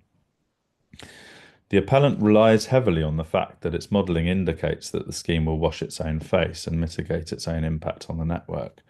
However, taking into account the reasonable future scenario in which the other allocated site schemes come forward without mitigation, there would still be a significant residual cumulative impact on the network by 2031. It would therefore be contrary to paragraph 116 or 116 of the MPPF to permit the development in the absence of a strategic mitigation scheme. Save Toaster now recognises that National Highways has removed its objections to the scheme, and that in its position statement dated 19th of December 2024, National Highways took the view that the proposed development does not have a severe cumulative impact on the strategic road network. Save Toaster now accepts that the views of National Highways as a statutory consultee are to be given given considerable weight. However, it is open to a decision maker to depart from the views of a statutory consultee if there are cogent and compelling reasons to do so. See the Shadwell Estates case at paragraph 72. This was accepted by Mr. Anderson in the course of his cross-examination. Save Toaster now submits that in the circumstances of this appeal, there are cogent and compelling reasons to depart from National Highways' view and to conclude that the proposal will have a severe residual cumulative impact on the road network. Specifically, National Highways reached its view on the basis of the 2025 modelling, which, for all the reasons already set out, is inadequate and unreliable. The 2031 statistics are more appropriate, and these indicate that there would be a severe residual impact on the road network in 2031. Indeed, National Highways recognises this and states that the appellant's proposed mitigation scheme is unlikely to accommodate the impact of other allocated sites in their entirety in 2031, the end of the current local plan period. We would concur with the Council that it would be preferable to have a strategic mitigation to support all the allocated sites. Save Toaster now therefore invites you, sir, to find that the appeal scheme will have a severe residual cumulative impact on the road network by 2031. Save Toaster now also notes that West Northants Highways had serious concerns, but felt obliged to defer to National Highways in relation to impacts on the strategic road network. West Northants Highways' lack of objection therefore does not detract from the submission that the appeal scheme is contrary to paragraph 116 of the NPPF and ought to be refused. And indeed, their concerns support Save Toaster Now's submission that the appeal should be refused on the basis of its severe residual cumulative impact.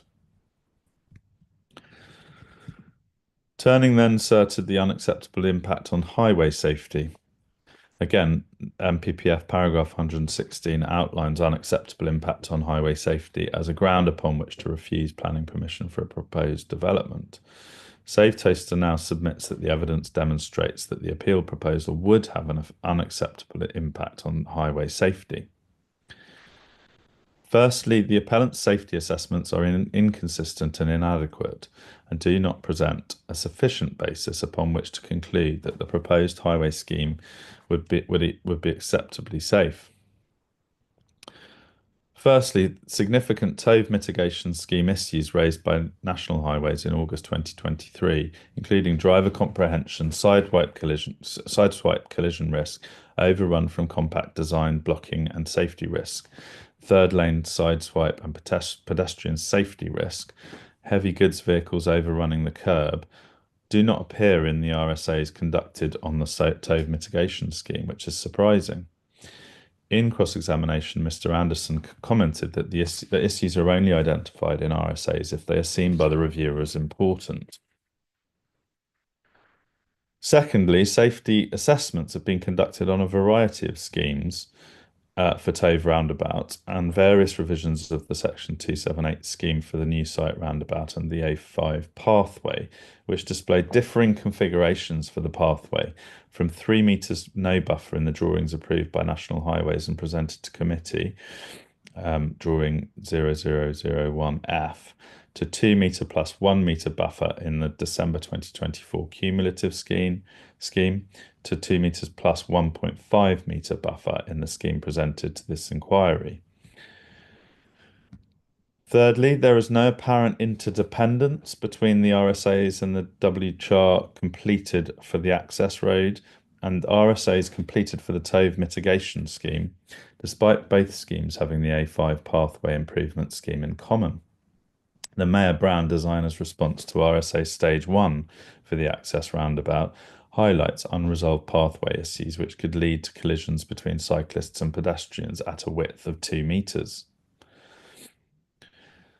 Fourthly, Mr. Anderson states in his evidence that the appellant has sought to address the pinch point as far as reasonably possible by committing to widen the footway to a minimum width of 2 meters in order to improve the comfort and safety of the existing route for all users. This can be achieved by building the footway out into the A5 carriageway and minor realigning of the A5 southbound approach lanes to Tove roundabout. The proposed works are shown on the general arrangements plan. Fifthly, the RSAs, sorry, they should have been defined earlier, carried out by the appellant for the Tove mitigation scheme did not comply with the guidance for RSAs set out in GG 119. In particular, the RSAs failed to assess pedestrian or cyclist risk. While Mr. Anderson's position in cross-examination was that this was because no risk was identified in relation to pedestrians or cyclists, including the potential for use of the football pitches and transport links by local children and the mobility impaired, this does not accord with reality or common sense, or indeed the Mayor Brown designer's response to Mr. Anderson's own statement on the need for pathway build-out and realignment impacting upon the highway. Sixthly, Mr. Anderson prepared a walking, cycling and a WCHAR exemption certificate in respect of the Tove roundabout mitigation scheme on the basis that the scheme would have no direct impact on non-motorised users. However, this simply does not seem realistic. It is difficult to understand how the Tove mitigation scheme could be carried out with no direct impact on non-motorised users using the footpath adjacent to the road. Seventh, moreover, the existence of a requirement for amendments to the pathway south of the Tove roundabout to 3 meters under the AL1 BP Bell Plantation application.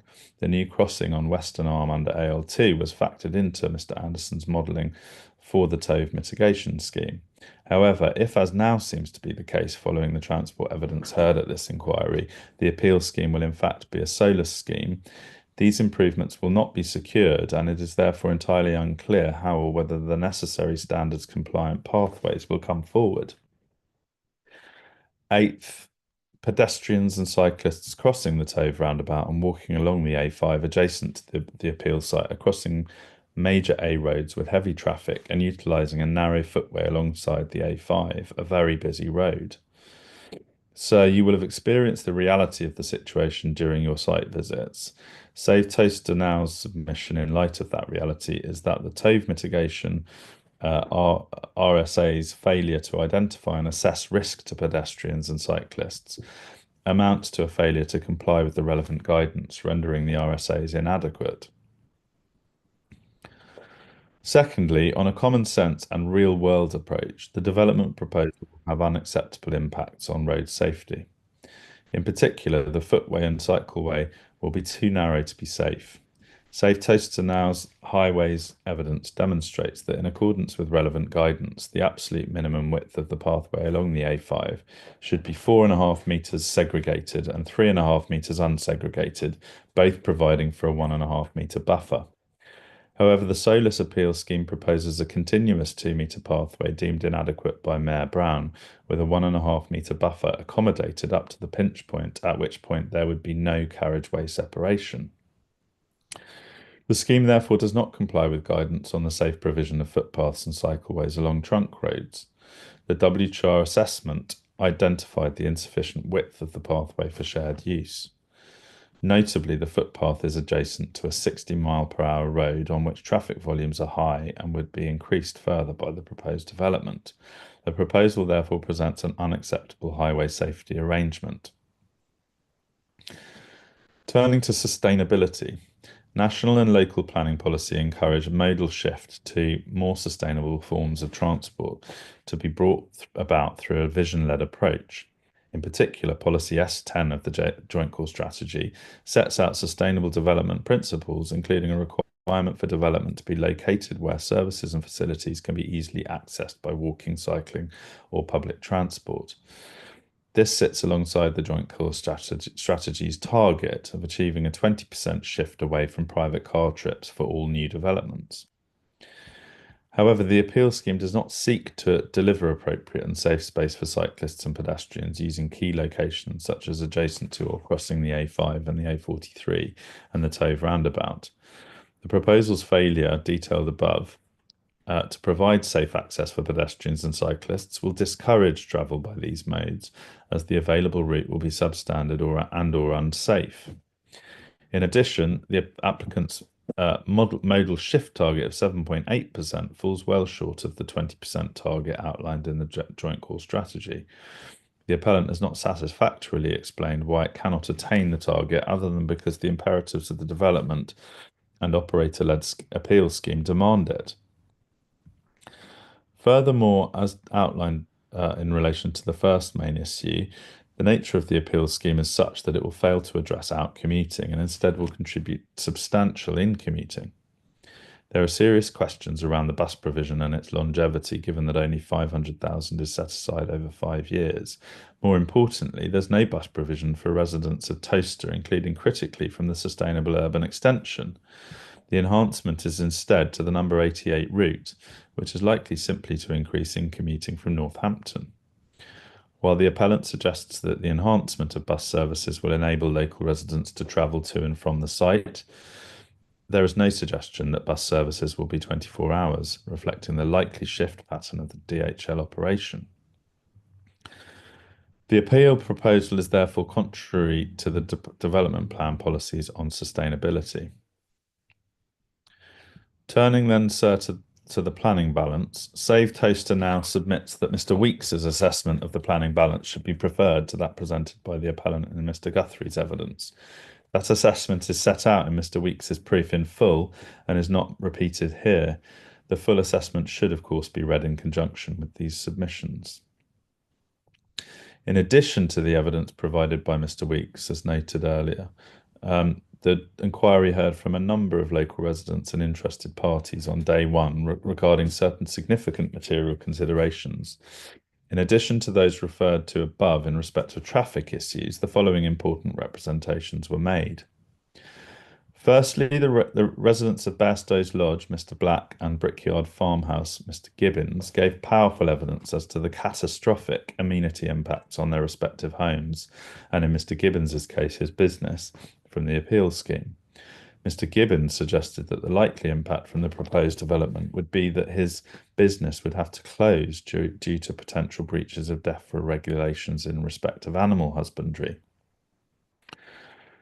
Secondly, Mr. Bishop, a retired acoustic consultant, highlighted the noise assessments he'd made in accordance with the planning practice guidance of the proposed development. In particular, he notes exceedances which were inappropriate when bringing new noise sources to residential areas in relation to general vehicle movements on the site, including from beepers and nighttime noise from reversing vehicles. He emphasised that Condition 28 does not fully address this problem. Thirdly, Mr. Mellor, a scientist and published writer, including on articles on sustainability and air quality, emphasised the issue of air quality and the need to achieve net zero and combat climate change. Mr. Mellor pointed out, his name should be Mellor with an E, just to note there, please, pointed out that the appellant's air quality assessments did not assess appropriate receptors where most people were present because they were based on outdated assessment methods.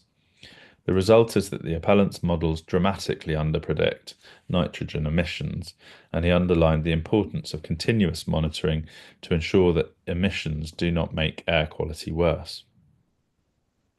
These matters should attract weight in the planning balance against the appeal scheme. During the inquiry, sir, you identified in one of your questions the potential relevance of paragraphs 86C and 87 of the MPPF and asked what weight should be given to those policies in the determination of this appeal. Paragraph 86C requires planning policies to pay particular regard to facilitating development to meet the needs of a modern economy, including by identifying suitable locations for uses such as freight and logistics. Paragraph 87 provides that planning policies and decisions should recognise and address the specific locational requirements of different sectors, including by providing for storage and distribution operations at a variety of scales and in suitably accessible locations. Save Toaster now accepts that the Midlands is a particularly important region for the freight and logistics sector, and that there is therefore an onus on the local planning authority to make provision for the needs of the industry. However, Mr. Weeks' evidence in response to your question, sir, was that there are a significant number of logistics sites which have been allocated throughout the Midlands. It is not an industry where there is a lack of choice coming forwards. As already emphasised, the needs of the sector can and are being met at other sites and through other allocations. Consistently with this, the Joint Core Strategy outlines existing and pipeline warehouse developments in the area intended to sustainably meet the need for warehousing, including at Durft, a rail-linked logistics site of national importance, and allocations along the M1 at junctions 15, 15A and 16. It was accepted by Mr. Guthrie in cross-examination that seeking economic growth in a balanced way is consistent with paragraphs 86 and 87 of the MPPF. The onus placed on the local planning authority by paragraphs 86 and 87 to have regard to the needs of the logistics sector does not trump all other considerations, including the importance of other sectors highlighted in paragraphs 86 and 87, including knowledge-driven, creative and high-tech sectors, which were the original focus for development in and around Toaster under the development plan's spatial strategy. Save Toaster now therefore maintains its position in reliance on the evidence of Mr. Weeks that the planning balance lies against the refusal of planning permission for this proposed development. Importantly, this is the case even where significant weight is given to the economic benefits of the appeals scheme, as Mr. Weeks does in his planning balance assessment. So, sir, turning to the conclusion, the appeals scheme conflicts fundamentally with the development plan as a whole. The supposed benefits of the scheme in no way outweigh those conflicts. There are no other material considerations which indicate that planning permission for this appeals scheme should be granted. For all these reasons and those elaborated in detail in the evidence to the inquiry, Save Toaster now invites you, sir, to uphold the local planning authority's reasons for refusal in relation to landscape and visual impact and transport and highways matters, and to further dismiss this appeal on the basis that the proposal fails to accord with policy AL1 in employment terms. Okay, thank you very much, Mr. Steadman-Jones. I suggest we take a short break now before hearing from Ms. Sheikh. Just before we do that, I confirm that has everybody got a copy of her closing submissions now? You have? Yes. Yeah. Okay, right. It's 11:37 now, so I suggest we break until 11:50 and return then. Okay. Thank you, sir.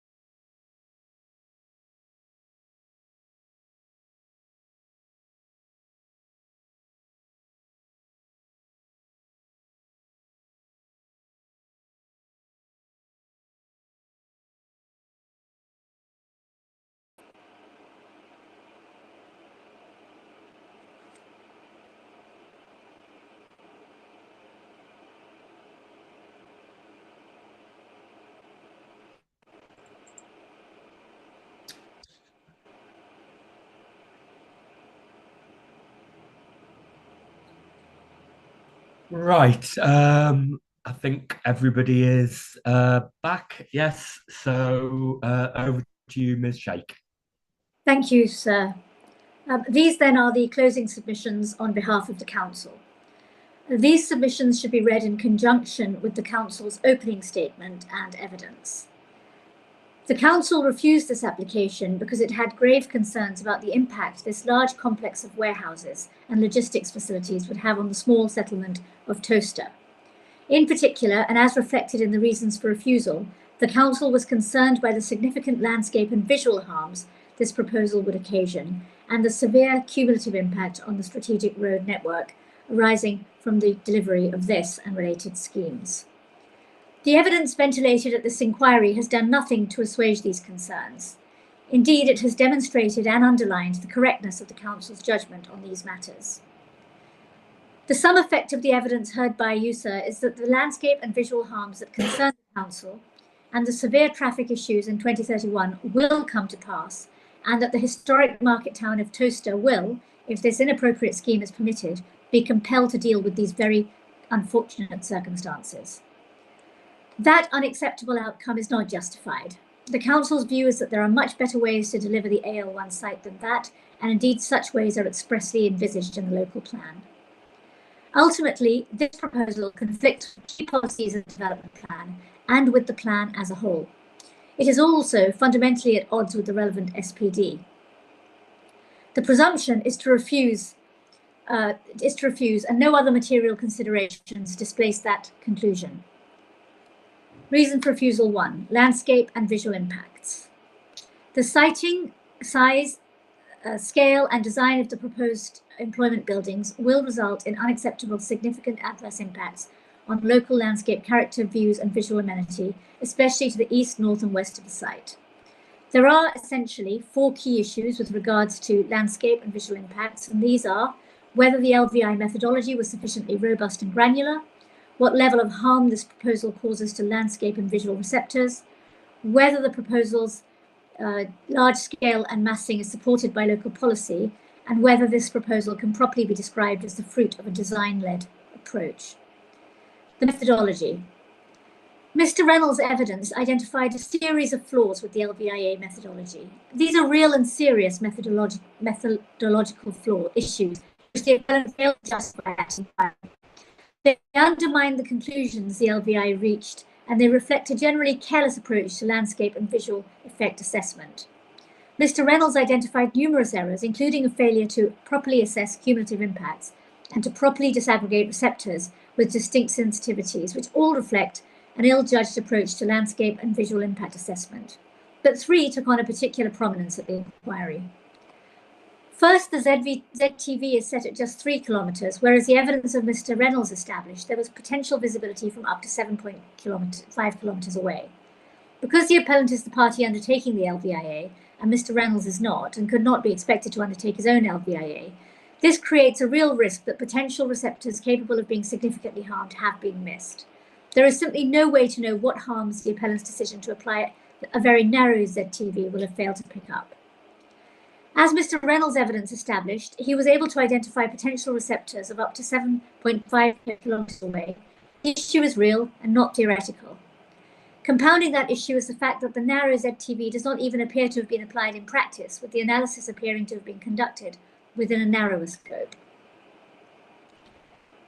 Secondly, the LLCAs applied in the LVIA, particularly LLCA 1 and 6, are disproportionately broad.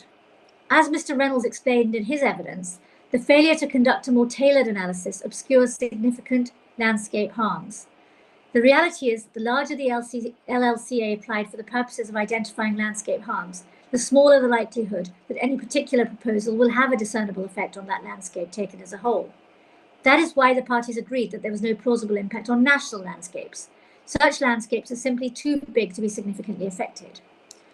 That is why the appellant's choice to apply LLCA 1 and 6, which covers large swathes of land and is far larger than the other LLCA's analysis, is so troubling. It inevitably obscures real harms. As the evidence of Mr. Reynolds shows, and the reports of the independent Mr. Askew explained, this proposal will have a significant and seriously harmful landscape impact on the site and the area surrounding it. This is why Mr. Reynolds and Mr. Askew had required a narrower analysis to break down the LLCAs.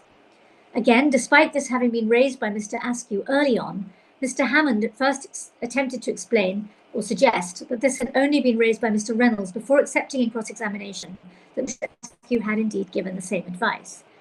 It's plain that Mr. Askew's advice in this context too was simply ignored or discounted.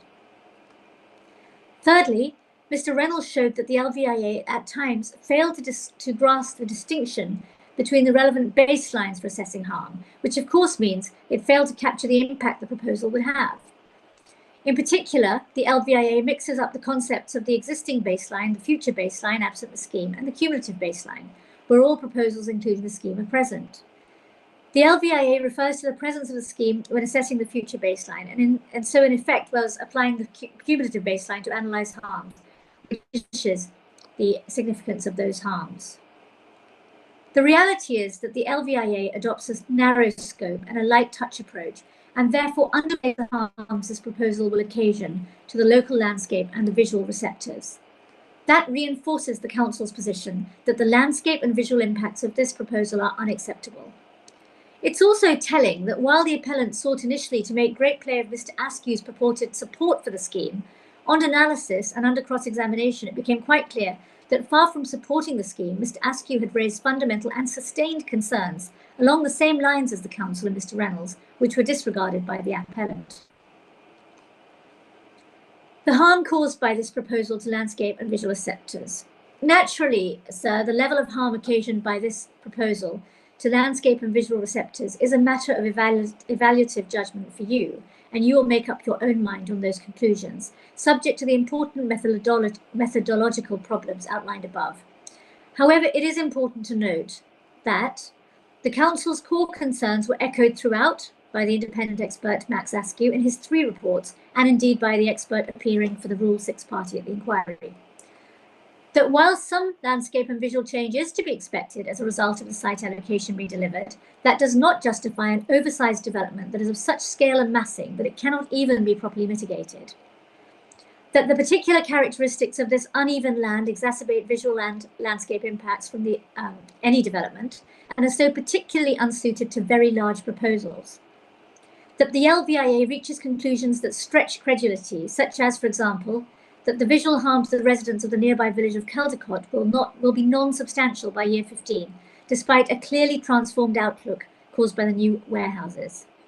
It's clear that the warehouse is still visible at year 15 from Caldecott, and that transforms the outlook for residents, and that the height and massing of the structure is the cause of the problem. So the Council is undoubtedly correct to find that these landscape and visual changes are significantly harmful. The position of local policy with respect to proposals of this scale. The appellant accepted, as they must, that the policies of the local plan are to be given primacy in the determination of this appeal. The relevant policies in the local plan are the AL1 site allocation and the general design policy SS2 to which it refers. Though not policies in themselves, the interpretation of AL1 is obviously guided by its supporting text and by the lawfully adopted SPD. AL1 expressly requires compliance with the design requirements of SS2 and requires that an integrated, coordinated and comprehensive planning approach will be taken for that site. The supporting text repeatedly refers to the suitability of these small and medium-sized enterprises. It clarifies the Council's obvious intention as to how this land was to be used and what an appropriate use of AL1 would look like. Policy S10.1 of the West Northamptonshire Joint Core Strategy requires proposals to protect, conserve and enhance the natural and built environment. This is plainly a duty to achieve gains in landscape and design quality, not simply to do minimal damage. SS2 requires inter alia that schemes use a design-led approach to demonstrate compatibility and integration with their surroundings and the distinctive local character of the area in terms of type, scale, massing, siting, form, design, materials and details. As Ms. Ford explained in her oral evidence, that language plainly needs to be read together with AL1, and the SPD clearly informs that policy and seeks to detail it. Mr. Guthrie accepted in cross-examination that the proposal's scale and massing are relevant design features that engage SS2. SS2's wording partly reflects paragraph 9 of the framework, which, as Mr. Guthrie also agreed, is a requirement that local circumstances should be taken into account when making decisions, and which is an overriding consideration against which all decisions should be made. The SPD is a supplementary planning document which the Council implemented pursuant to the 2004 regulations. It defines large buildings as those over 8,000 square metres in footprint. It notes that the presumption will be for accommodation across the employment sites of a mix of small, medium, and in exceptional circumstances, large-sized building units, as per that definition. With regards to AL1, it notes that small and medium buildings will be acceptable where there is no significant visual impact, likely rising to approximately 16 metres in height from existing ground levels, and where they are effectively screened from sensitive views by either existing or proposed tree planting. Large buildings which have a greater impact, for example, i.e. are visible above tree cover or from longer distances or affect the character of the area in which they sit, will need to provide robust mitigation such as delivering the highest design quality and through a programme of landscape measures. It's plain that the expectation is that large buildings will not generally be acceptable, but only exceptionally due to their inability to integrate in accordance with SS2. This is the safeguard that the local plan inspector plainly had in mind when referring to SS2. The appellant scheme does not come remotely close to overcoming the presumption that the buildings should be small and medium size. As Ms. Ford explained in her oral evidence, there is no doubt that the SPD was made lawfully, that it was fully and properly consulted on, and that it has been formally adopted by the Council. It is inarguably a legitimate SPD and needs to be given full weight. There is no reasoned basis for not doing so. As she explained, it achieves the generic objectives of an SPD, which is to offer more detail and more certainty to assist developers. She explained that while AL1 expects the design of proposals to be scrutinised, the SPD offers clarity on how that assessment will be conducted. Despite this, the appellant's planning witness, Mr. Guthrie, repeatedly sought in his proof to guide the inspector into clear error by advising that he ought to give it no weight whatsoever. This was an extraordinary suggestion and may be said to reflect a concerning loss of objectivity on Mr. Guthrie's part. When invited to row back on this suggestion in cross-examination, Mr. Guthrie initially still sought to maintain his astonishing position that a lawfully adopted SPD ought simply to be entirely disregarded in the planning balance, before eventually conceding that he had in fact been repeatedly wrong in his proof to give the inspector that advice. He accepted that the SPD should be given weight and that it was a relevant document for the purposes of conducting the test in the NPPF paragraph 139. He went on to agree that that part of his evidence needed to be abandoned and amended. It was correct of Mr. Guthrie to abandon that part of his evidence, because an SPD that is lawfully adopted is obviously something that ought to be given weight, regardless of whether or not a commercial developer thinks that it is hindering their proposals. Mr. Guthrie also accepted that the supporting text envisages AL1 as an appropriate location for small and medium buildings. The SPD ought to be given the full weight attributable to any SPD that is lawful. There is no principled reason to do otherwise. It was lawfully adopted, it was consulted on, it was not challenged by anyone, including the appellant, who was well aware it related to their ongoing scheme. And most importantly, it simply does what SPDs are empowered by the legislature to do, which is to flesh out and explain policy in the local plan. All of these points are beyond any reasonable dispute. There was controversy over what the clearly worded SPD means. The appellant's case was inconsistent at the inquiry on this point. Sometimes it was argued that large buildings are acceptable when robustly mitigated. Sometimes that large buildings with mitigation are positively encouraged. And it was even said without any explanation that the SPD seeks large buildings. It does not. The Council invites you, sir, to simply read the plain English words of the SPD and apply their ordinary meaning. In doing so, you will see that the SPD plainly encourages small or medium-sized buildings, in particular where they are screened. It does so in a manner entirely consistent with the supporting text to the AL1 policy and SS2 policies, which also envision small and medium-sized buildings being delivered on the site, because they are the ones most likely to be well integrated and therefore of suitable design. Large buildings are quite plainly not what is expected to be delivered on the site. Furthermore, the reference to robust mitigation obviously must go beyond the screening required for small and medium buildings to make sense. Drawing the above threads together, the policy position is clear. AL1 is, as a matter of policy, to host structures that are well integrated with the site's surroundings and distinctive local character, The SPD and supporting text expressly say, as obvious in practice, that large buildings are unlikely, very unlikely to meet that test because they are much harder to mitigate on that site. Ultimately, it's entirely clear that the proposal is simply inconsistent with local policy, particularly when that policy is read in the light of the guidance in the supporting text and the SPD. These are very large buildings that go far, far beyond the definition of large buildings given in the SPD. They are not properly screened, so cannot be said to be robustly mitigated. They are plainly not the kind of development that was envisaged for this site, and the correctness of this position will also be tested by reference to SS2 and the NPPS. As a matter of fact, they are not well integrated with their surroundings. They cause clear harms that do not protect or enhance the natural and built environment.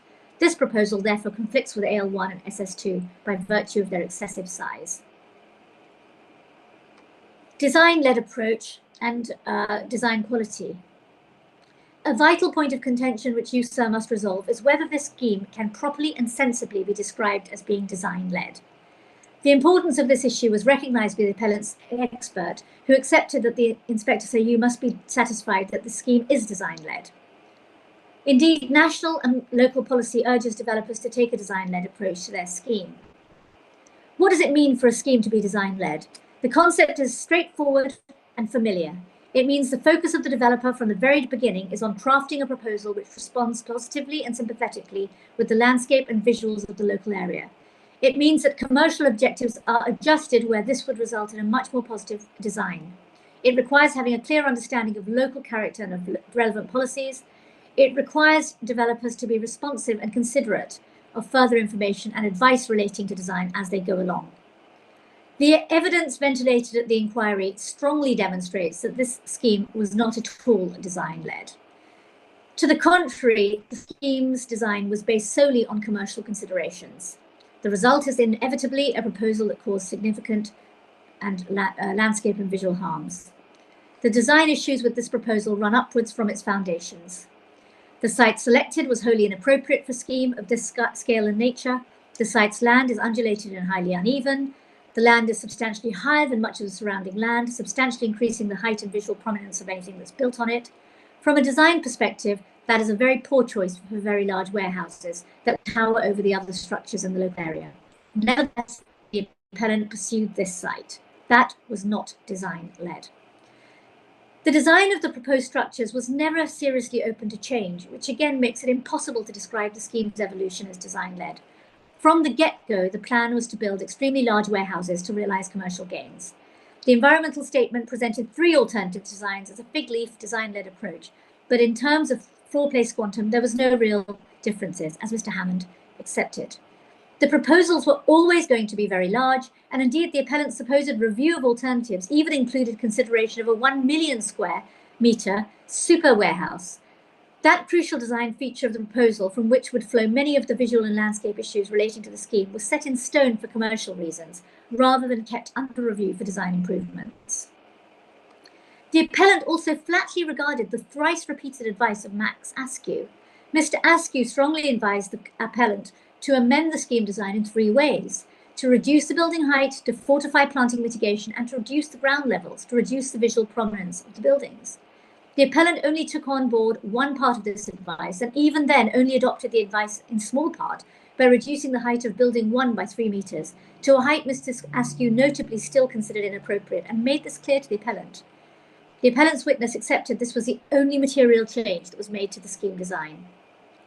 The appellant's careless approach to Mr. Askew's independent and helpful advice was clearly inadequate.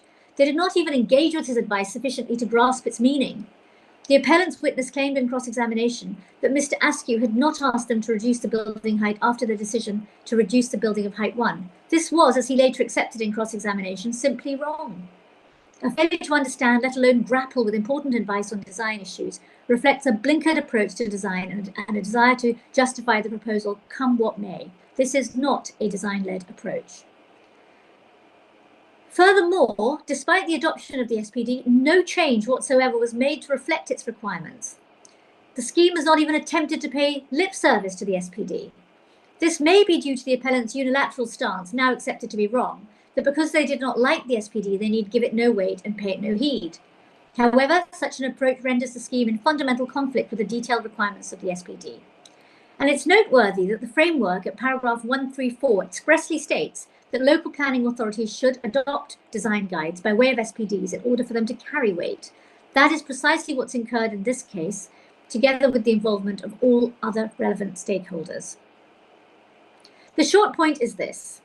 The appellant's approach to this scheme's design was to set in stone a particular design of 4 very large warehouses for commercial reasons, from the very beginning, and then to hem and haw over design issues throughout the process, ultimately making just one small material revision to the height of Building 1, ignoring Mr. Askew's judgment and the SPD. It's very hard, sir, to understand how you could authoritatively certify that this kind of approach to scheme design is truly design-led and therefore policy compliant. The reality is this, that the scheme is not of high quality. It is not design-led. Indeed, it was telling, sir, that Mr. Guthrie repeatedly refused to answer your questions and queries on whether this could be described as an outstanding design in policy terms. Conclusions on reason for refusal 1.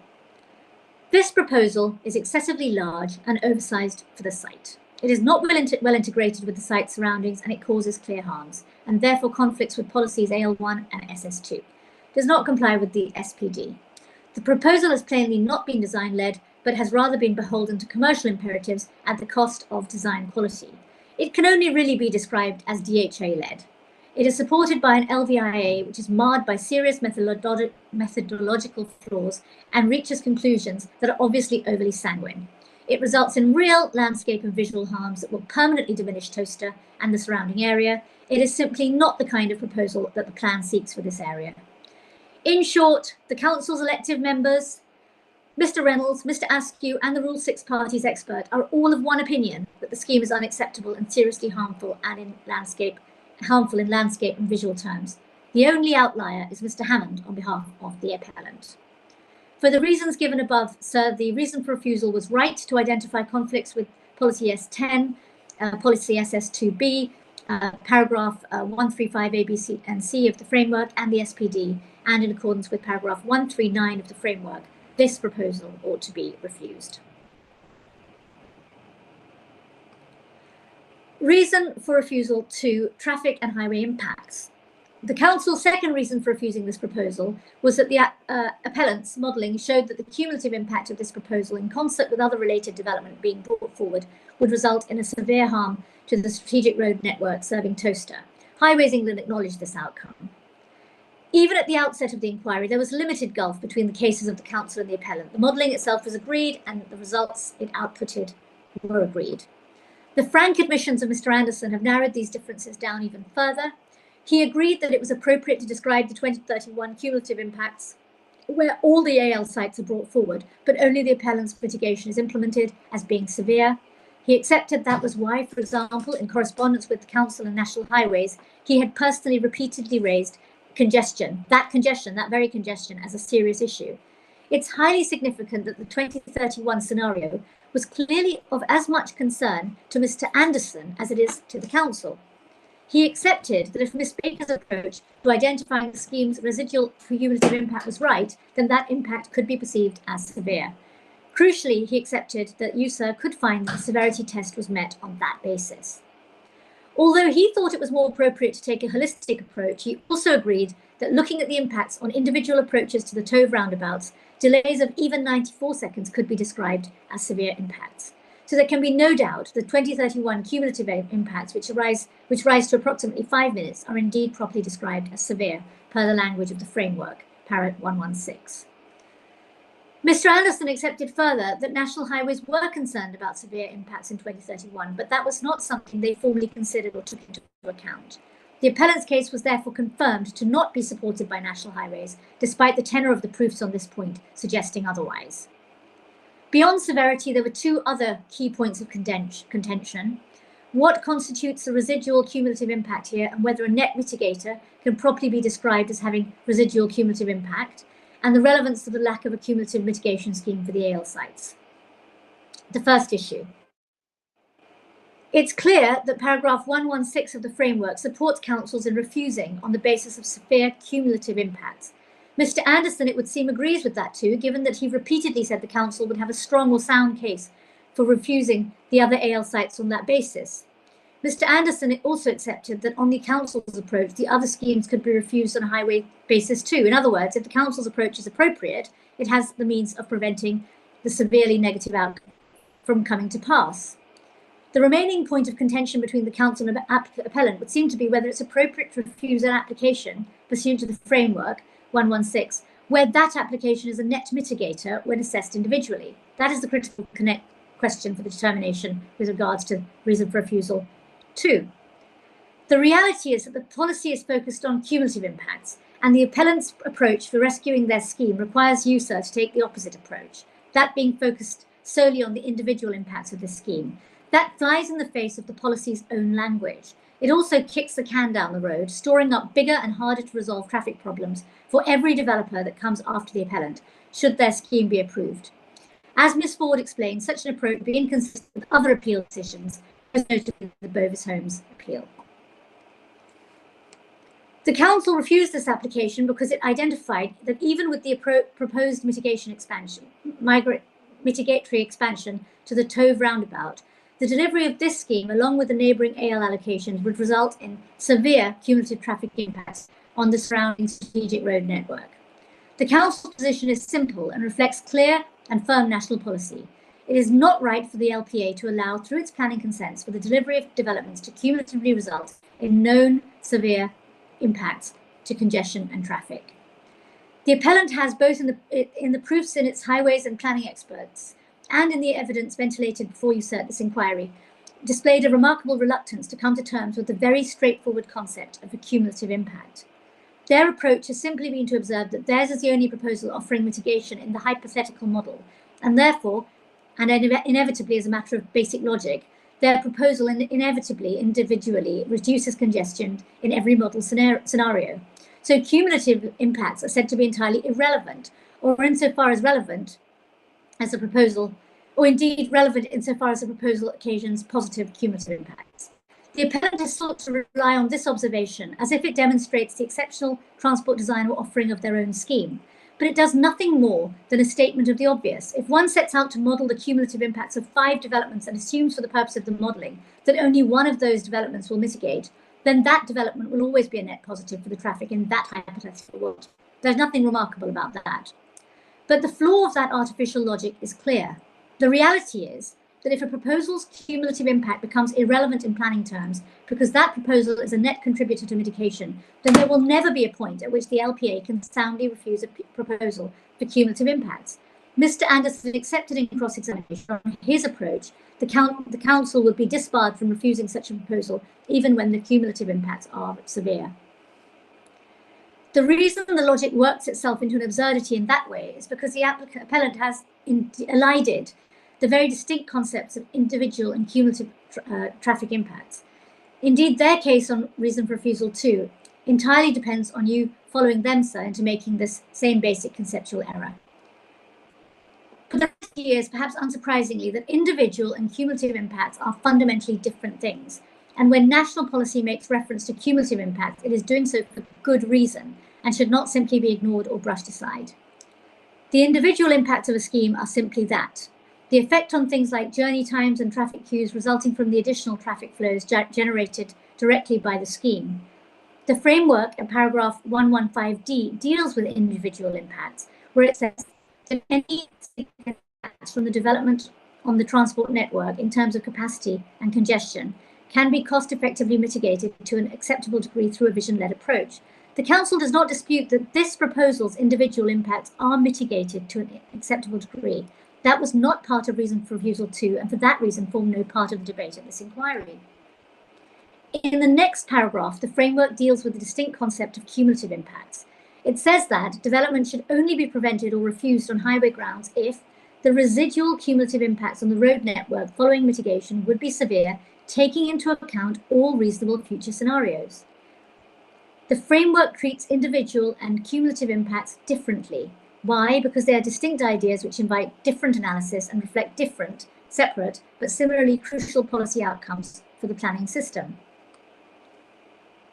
A cumulative impact refers to the impact that the multiple related proposals have together on the road network. The reason that national policy requires decision makers to pay regard to cumulative impacts on traffic and supports them in refusing applications where cumulative impacts are severe is plainly because it is poor planning to develop in a way that makes traffic severely worse.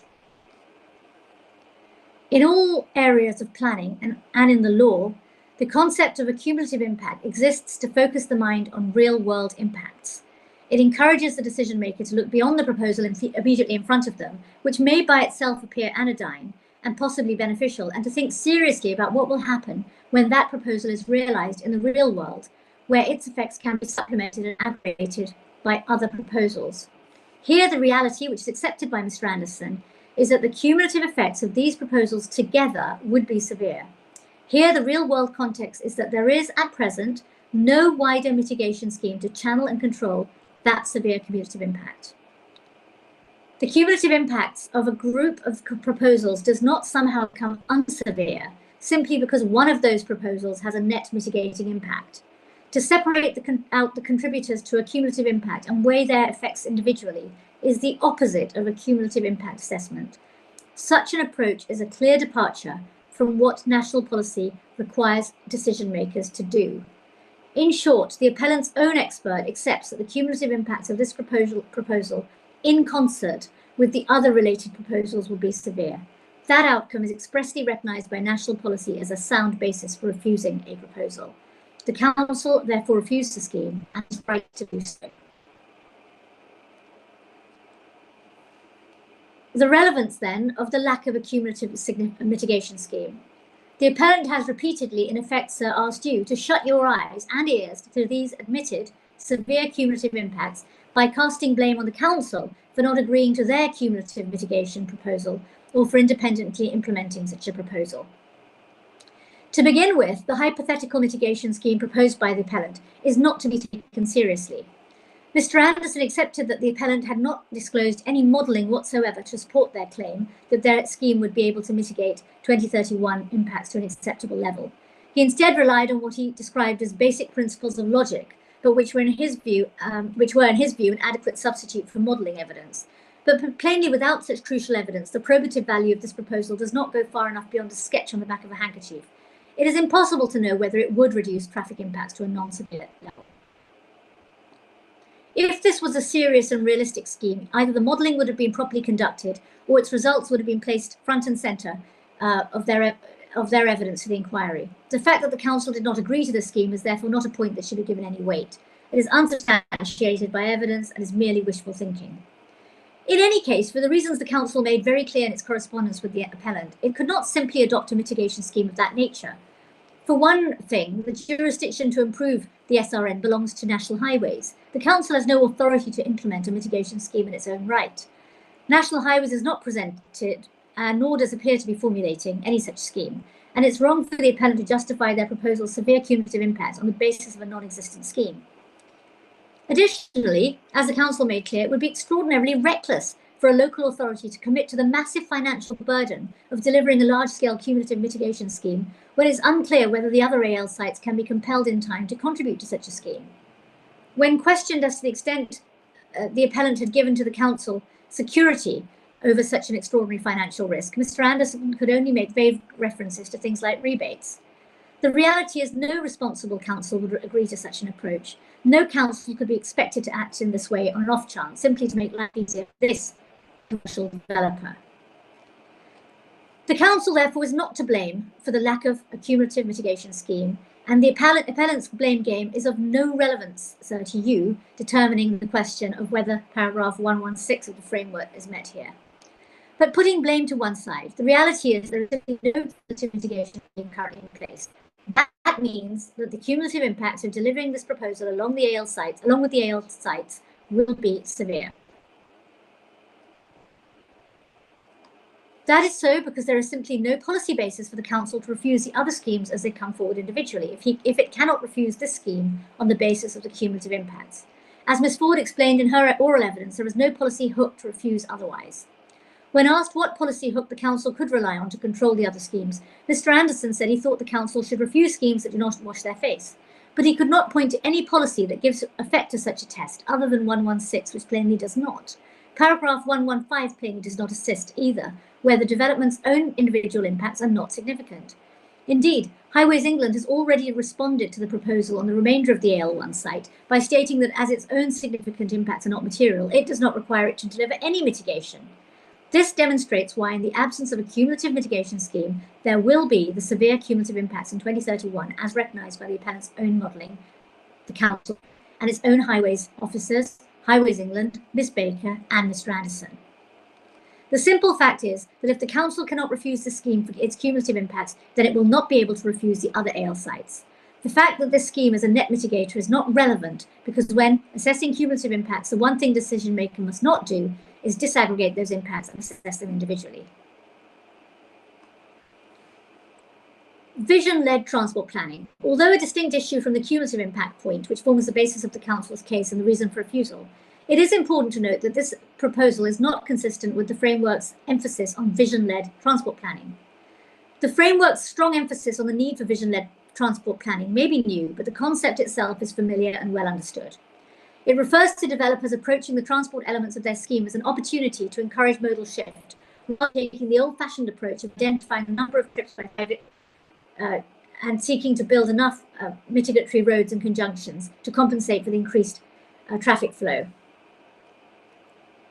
The appellant's attempts to row back on the elementary mitigation proposals they previously offered the council by way of Section 106 agreement reflects a concerning lack of a commitment to modal shift, and it's difficult to see how that can be compatible with the framework's emphasis on the need for vision-led transport planning. For example, the appellant now says a Section 1 obligation that they provide a cycleway that connects the site to Towcester proper ought to be substantially reduced so that it just reaches the Toucan crossing by the Tove roundabout. But as became clear during the round table session, failing to provide a complete path will make it very difficult and unattractive for people to commute to the site by bicycle. They may well be compelled to cycle on the A roads, which is risky and obviously needs to be avoided. The appellant's attempt to have these obligations removed, despite their claim to be neutral on the matter, do not reflect a commitment to encourage modal shift by means of the scheme. The NPPF requires conclusions on this reason for refusal. The NPPF requires decision makers to refuse proposals where there would be a severe residual cumulative impact on the SRN. It is accepted by the appellant that if the concept of a residual cumulative impact properly includes their proposal, despite it being a net mitigator, then the impacts on the 2031 will indeed be severe. Plainly, cumulative impacts require an assessment of all relevant schemes together. Disaggregating schemes and considering their individual impact is precisely the wrong approach. The residual cumulative impact is therefore undoubtedly severe, and the proposal should be refused on that basis. Furthermore, the proposal is not vision-led. Again, the only conclusion that can be reached is that it is DHL-led. Conclusions then, and the planning balance. Sir, the Council's two reasons for refusal on landscape and visual grounds and on highway grounds were clear and robust grounds for refusing the application at committee stage, and indeed both have been reinforced by the proceedings at the inquiry. With regard to landscape and visual impacts, this oversized and inappropriate proposal conflicts with key policies AL1 and 2, SS2, whose content is clarified by their supporting text and the SPD. The design issues also cause conflict with SS10.1 and with para 135 of the framework. Those are critical policies in the local plan and the most relevant here. Conflict with them amounts to conflict with the plan as a whole, and the presumption is to refuse.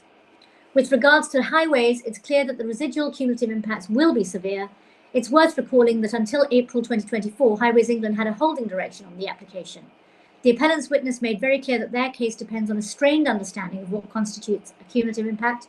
Otherwise, the council and the appellant are at one, the impact will be severe. That creates a serious conflict with the framework 116. This is a self-contained reason for refusal, but also demonstrates that material considerations do not displace the presumption for refuse arising from the conflict with the development plan.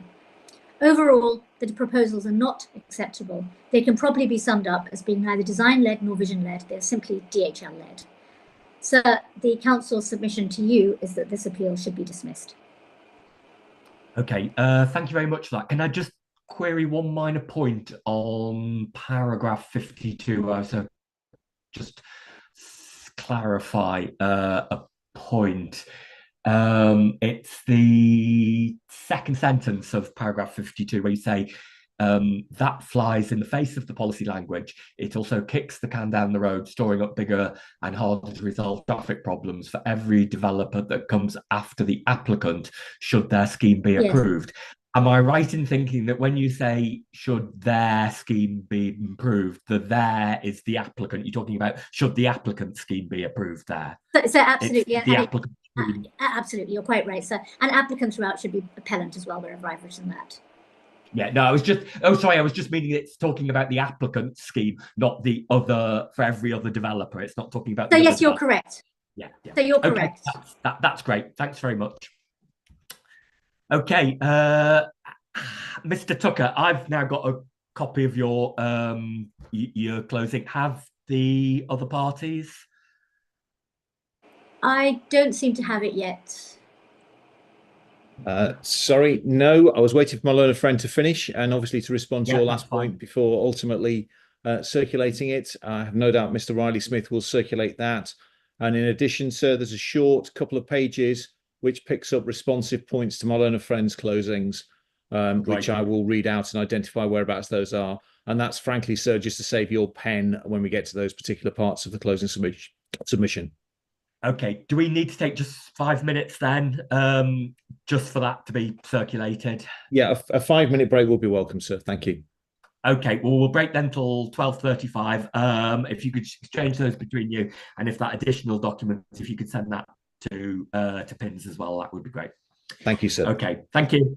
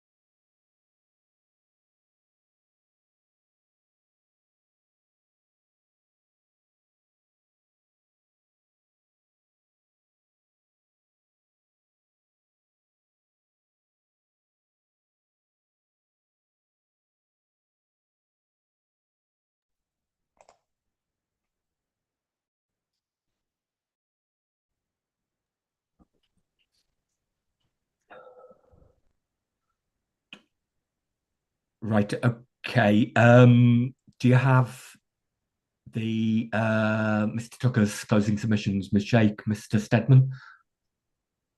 So yes, I've received them. Thank you. Yeah. There's just one document though, I think.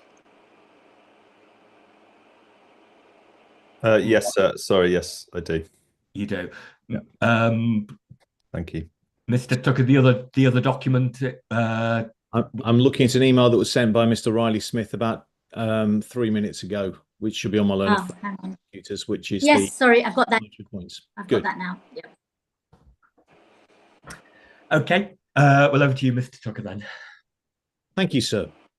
So the NPPF reminds us at paragraph 15, the planning system should be genuinely plan-led, and that up-to-date plans should provide a positive vision and a framework for meeting, addressing economic priorities. Paragraph 36 tells us that such a plan should identify how a plan will meet the area's objectively assessed needs. Paragraph 8 tells us that it's one of the 3 overriding principles of sustainable development, and that is an economic objective to help build a strong, responsive and competitive economy by ensuring that sufficient land of the right types is available in the right place, the right time to support growth and innovation, ... and by identifying and coordinating the provision of infrastructure. And then various paragraphs that I cite of NPPF all point to the need for plan making to have full regard to the need to deliver appropriate infrastructure, whilst paragraphs 85, that should be 86 and 87, are particularly clear on the need to support economic growth and productivity and in order to capitalise on potential. No one at the inquiry has sought to argue that the local plan is not up to date. No one has sought to argue that the site is other than an allocated site at which development is controlled by a policy which contains no limitation on height, no limitation on use, no limitation on footprint, but whose development is explicitly tied to meeting employment market needs. The Council have not challenged the Savills market evidence either in its original or up-to-date form. The principle of employment redevelopment of the site is accepted, it would seem, by everyone who spoke before you. No one has sought to argue the development of the appeal site for employment use would do other than result in a change to the character of the appeal site, which would result in visible changes when viewed from close range. There are no objections from any statutory bodies to the development of the site, and this is one of the world's largest logistics company who are keen to bring forward the development of the site as soon as possible. And yet, despite the fact that government could not be clearer about the desperate need to secure inward investment into the UK economy, this proposal for a deliverable, policy-compliant and much-needed employment scheme on an allocated site in an up-to-date plan has been opposed tooth and nail by the Council and the Rule 6 party. The base of their objections can be shortly stated. The development will be visible from close range, and that whilst the effects of the proposal can be adequately mitigated on the local highway network, that's obviously the Council's case, and note the Rule 6 party's case, it is said it isn't clear what highway mitigation might be needed to allow other as yet unconsented schemes to be consented via applications separate to this one. And whilst the Council has, it says, taken a realistic approach to the issue of employment need by not challenging Mr. Brooks' evidence, the Rule 6 party has additionally sought to advance a thoroughly wrong-headed interpretation of what the allocation actually seeks for the appeal site, which directly contradicts the reasoning of the Part 2 Local Plan Inspector's report, i.e. meeting the need for logistics and reducing out-commuting from the district, as well as the express wording of the supporting text of LPP 2. The recommendation for approval in the officer's report was carefully reasoned and compelling, and came after literally years of interaction between experts of appropriate discipline, leading to a carefully reasoned planning judgment being formed by the case officer. By contrast, the stance adopted by the 2 principal opposing parties at the inquiry has been scattergun, reasoning back from a principled stance of opposition rather than facing up to the substantial body of evidence in favour of this appeal. So the Rule 6 party and the Council's starting point ought to have been that this is an allocated employment site. However, from the Rule 6 party's case, there is a strong inference that only a fully screened, practically invisible employment scheme that generates no significant highway movements and thus no jobs on an undulated site would be acceptable, whereas the Council appear to invite dismissal on the basis it has repeatedly failed to identify or even engage on a strategic cumulative highway solution now or at local plan stage. And that all of the unconsented allocations should be resisted until somehow someone manages to do so, even if the effect of their development at some point in the future on any rational comparative basis actually improves a further baseline for those other developments to be assessed against. Both approaches are, with respect, the antithesis of what a plan-led planning system is meant to achieve. Both approaches do not engage properly with the actual development plan policy itself, nor the underlying planning evidence base to support it. The Rule 6 case invites dismissal on the basis that the allocation should instead facilitate the delivery of a small or medium unit scheme to meet local demand, and despite there being no evidence of there being any such demand for that scheme. And the council invites dismissal on the Micawber-esque reasoning that somehow something will turn up, although goodness knows how or when that might be. Both with respect are approaches symptomatic of unplanning rather than planning. Both have long frustrated much needed employment development coming forward on any of the remaining allocated sites in Towcester, since AL3 was consented in 2022 and remains unimplemented itself, and both are approaches that we say we are confident that you, sir, will not follow. So then turning to the main issues.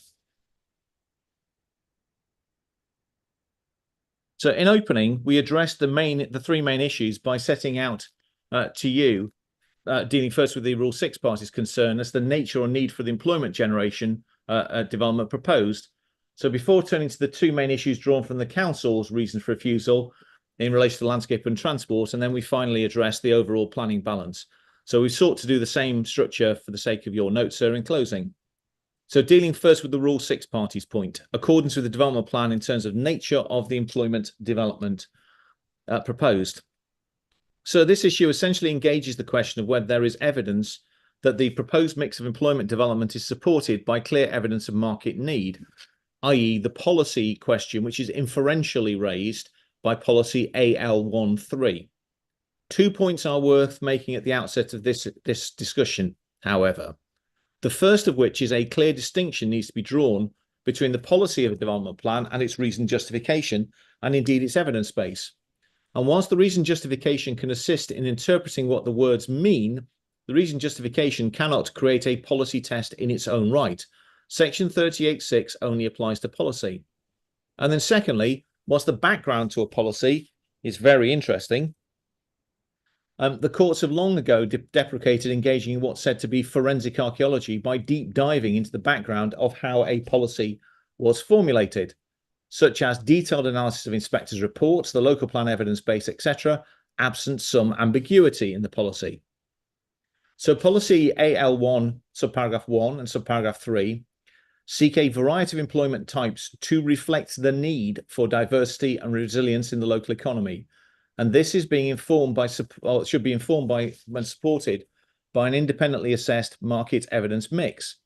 The policy applies to the whole of the allocation, not each part which might be the subject of an individual application. And the policy does not require a slavish mirroring of district-wide market needs. It requires a planning decision to be informed by such a report. There is no dispute with the council that the appeal scheme would accord with those elements of AL1, but the Rule 6 party has sought to dispute this based upon a very close textual analysis of the bits of the reason, justification and the preceding core strategy that it, the Rule 6 party, thinks helps its argument that somehow large-scale logistics are not appropriate on the appeal site, a constraint which is entirely absent from the adopted policy. The starting point, sir, is to understand the mix that has been proposed by the appeal scheme and then by the wider AL1 allocation, including the remainder of AL1 currently proposed on the scheme, which had a resolution to grant reserve matters earlier this week. As set out by Mr. Guthrie in Examination in Chief, it was appropriate to do so because all these paragraphs of AL1 apply to the allocation as a whole, and the appellant is supportive of the garden centre scheme, pending highways mitigation being provided, as we address below. So the appeal scheme proposes 96.5% B8, 3.5% B2, B8, with flexibility within zones 2, 3, 4 and 5 to accommodate different size floor plates, with the capacity, if required, to accommodate larger floor plates of over 100,000 square feet. When the garden centre scheme is taken into account, as it should be, the split of larger floor plate and smaller floor plates becomes 75% to 25%. set out by Mr. Guthrie, you'll recall, sir, in examination in chief. This reflects that compared to the garden centre part of AL1, this appeal site has the configuration and size to deliver the larger scale B8 units. And that's relevant because it reflects and accords with the independently assessed market evidence as the demand for a particular mix. That was carried out by Mr. Brooke, who presented it in his proof, drawing on the 2021 market report and the 2025 update. So if one was seeking to mirror the need for additional employment within the district on each allocation, then from a market demand point of view, the mix should be 80% larger floor plate, B8 with 20% smaller floor plate to meet the needs of B2, B8, class EG3, 2. Wasn't life easier when it was just B1. Thus, the proposed mix closely reflects the independent market evidence, and the Rule 6 parties evidence based upon non-existent words in the policy literally goes nowhere. That was the first element of Bristol Brooks' evidence. The second element was to address the wider need and justification for those employment uses proposed.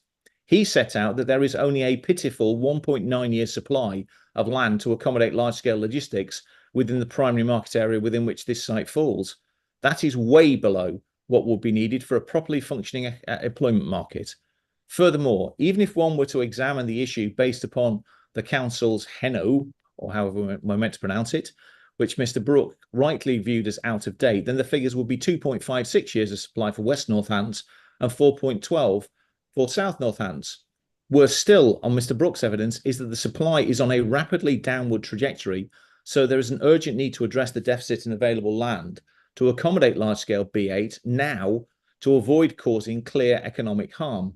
His essentially uncontradicted figures, and brackets you'll note not commented upon in my learner friend's closings, paint a stark picture as to the urgent need for this type of development, and critically, those figures were accepted by Mr. Wood for the Rule 6 party, who properly noted Mr. Brooke has more experience than I do. The detrimental impact of this deficiency was set out by Mr. Brooke in examination in chief. He said, it means property and development are becoming a major constraint on the economy. Demand is unable to express itself, unable to express itself, and it should be, and so economic growth is held back due to lack of property. As noted above, the Rule 6 party did not challenge those figures, but instead sought to undermine the economic and employment benefits by arguing that the development plan requires the allocation to deliver only local jobs and local people, meeting a local, i.e. toaster, economic need. Well, the primary flaw in that case is one of policy misinterpretation and misapplication.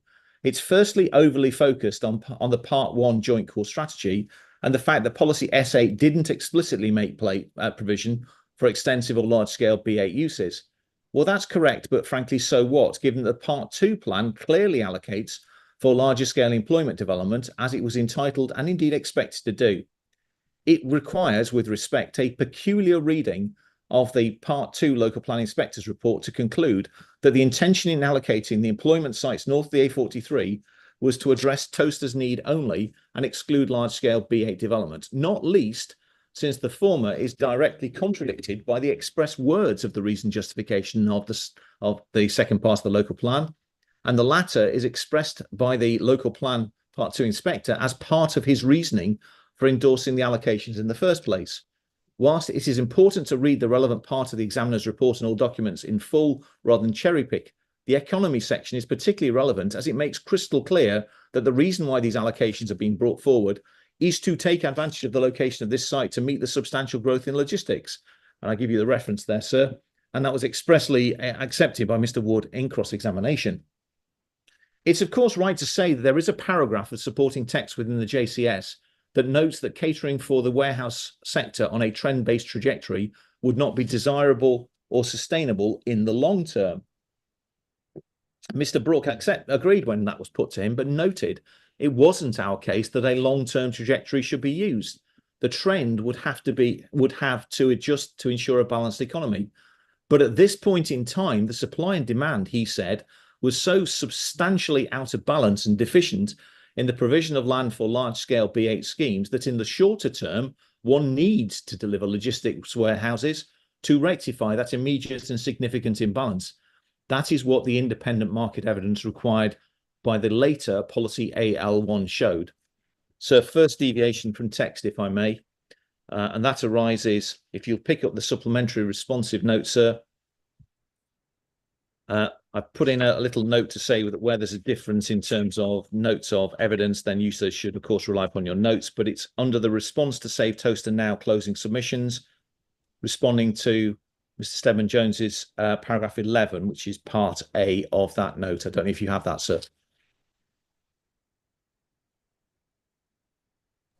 Yes, I do. I've just got that. Yes. Excellent. So responding to paragraph 11 of his closing submission, the continued emphasis upon the core strategy is misguided. The core strategy and the Part 2 plan need to be read properly and crucially on the basis that the latter builds upon the former, and that the AL employment allocations in the Part 2 plan were actually made in response to the logistics study referenced by the Part 2 local planning inspector in his examination report, and that's within the paragraphs that I've drawn your attention to, sir. So, sir, reverting back to the closing, the approach of the local plan Part 2 is reflected in policy AL1 itself. There is nothing within the policy box itself which limits the employment allocations to meeting a toaster need. Indeed, AL1 paragraphs 1 and 3 rightly make clear that the mix should address the need for diversity and resilience in the local economy, as expressed in the growth strategy and evidenced by the independent market evidence. It would be simply illogical to consider local as meaning just toaster, as both the local plan and the growth strategy address economic needs on a much greater district-wide scale. Local means district-wide and not the narrower town-only interpretation still argued for by Save Toaster Now. The lack of anything to assist the Rule 6 party in the policy box has led them to base their entire thesis in this respect on part of one paragraph of the supporting text. Well, before turning to why that's factually flawed, we'd repeat the point made in opening and at the outset of this section that it's also legally flawed. As all parties accept as a matter of law, the supporting text of policy cannot import additional policy requirements which are not presented in the policy box. If the policy box of AL1 doesn't limit allocations to meeting the needs of toaster, then the supporting text can't do that. And so again, just to deviate from the text, to pick up the second point arising from Mr. Stedman Jones's closing submission, do you have paragraph B of that of the supplementary response point, sir?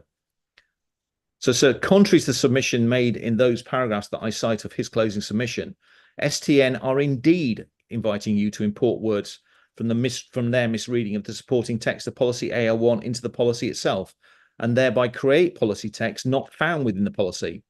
It seeks to do so, given that it's the only way to sidestep the evidence of Mr. Brooke that there is an overwhelming local need for the proposed development, a position supported by the updated market report, which is required by policy. And though, of course, we welcome that STN accept that there is a district-wide need, that's paragraph 29 of their closing submission, which makes its points with respect even more desperate when its own witness accepted in cross-examination that the word local encompassed district as in local plan. So reverting back to my closing submission proper, sir, paragraph 23. The appellant can go further, as evidenced by Mr. Guthrie, to say the supporting text doesn't even attempt to do that. That's why I say misreading.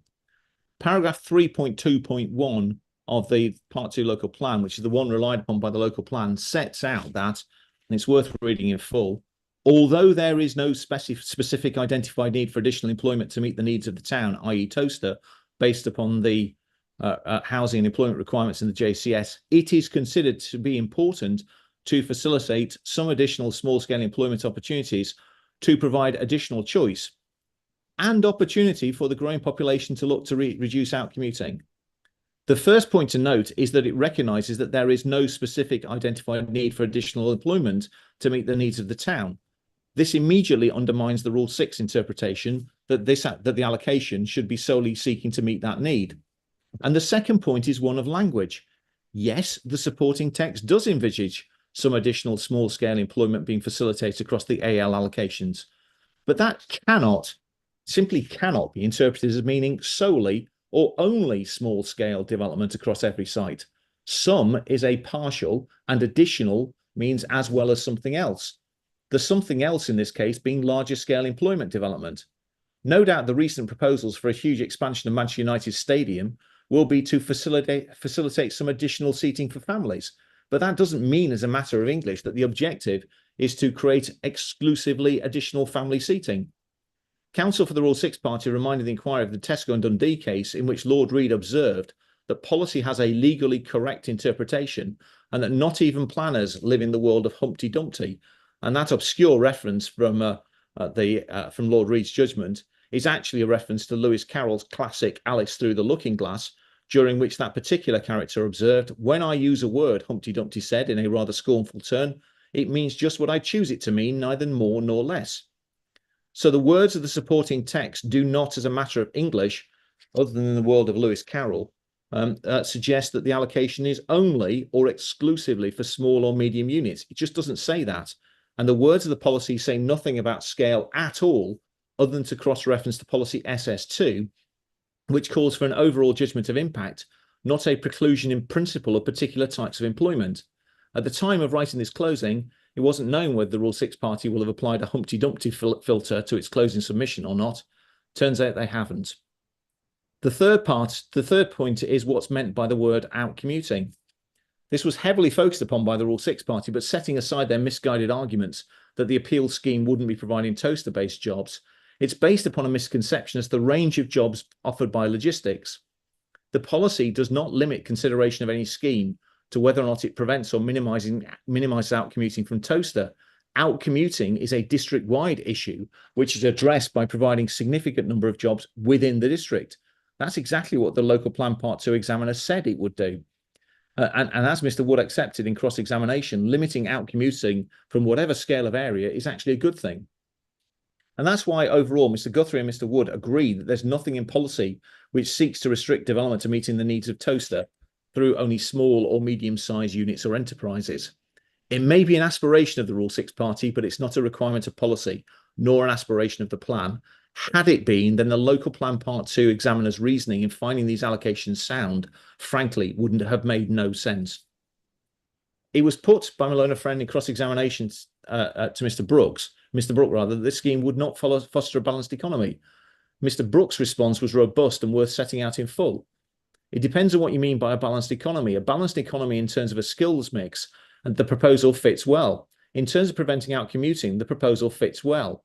In terms of a concentration of logistics in this area, it fits well, especially given the foreseeable future, there is an urgent need for logistics. This is, with respect, a scheme which is entirely in line with, at a local level, the need for logistics employment development like this in order to grow the balanced economy of the area. It's a desire enshrined in AL1 and AL3, which this scheme would entirely accord with. The scheme on the evidence aligns well with both policy in the development plan and the aspirations of policy. I then turn to the point of the effect of the proposal on the landscape and character of the area, including the setting of toaster. So this main issue reflects the first reason for refusal from the council, although the scope of concern was usefully clarified by Mr. Reynolds, Mr. Ford, and Mr. Weeks. While the reason for refusal does set out a concern as to size, siting, scale, and design, it was confirmed through cross-examination that there was not a particular siting concern. In other words, move unit X meters to the left, and there wasn't a specific design concern beyond the size and scale of the proposed units. In effect, the heart of the concern of the Rule 6 and Council was the primary scale of the proposed buildings, that they're too big, too wide, and too high.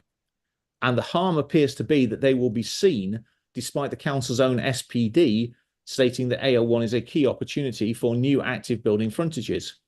And that's what seems to have led to the visual and landscape harm alleged in the first reason for refusal. Furthermore, it was clarified with Mr. Reynolds there was no specific heritage harm alleged to the Eastern Neston Park and Garden, and there was no townscape morphology or residential impact point taken by the Council.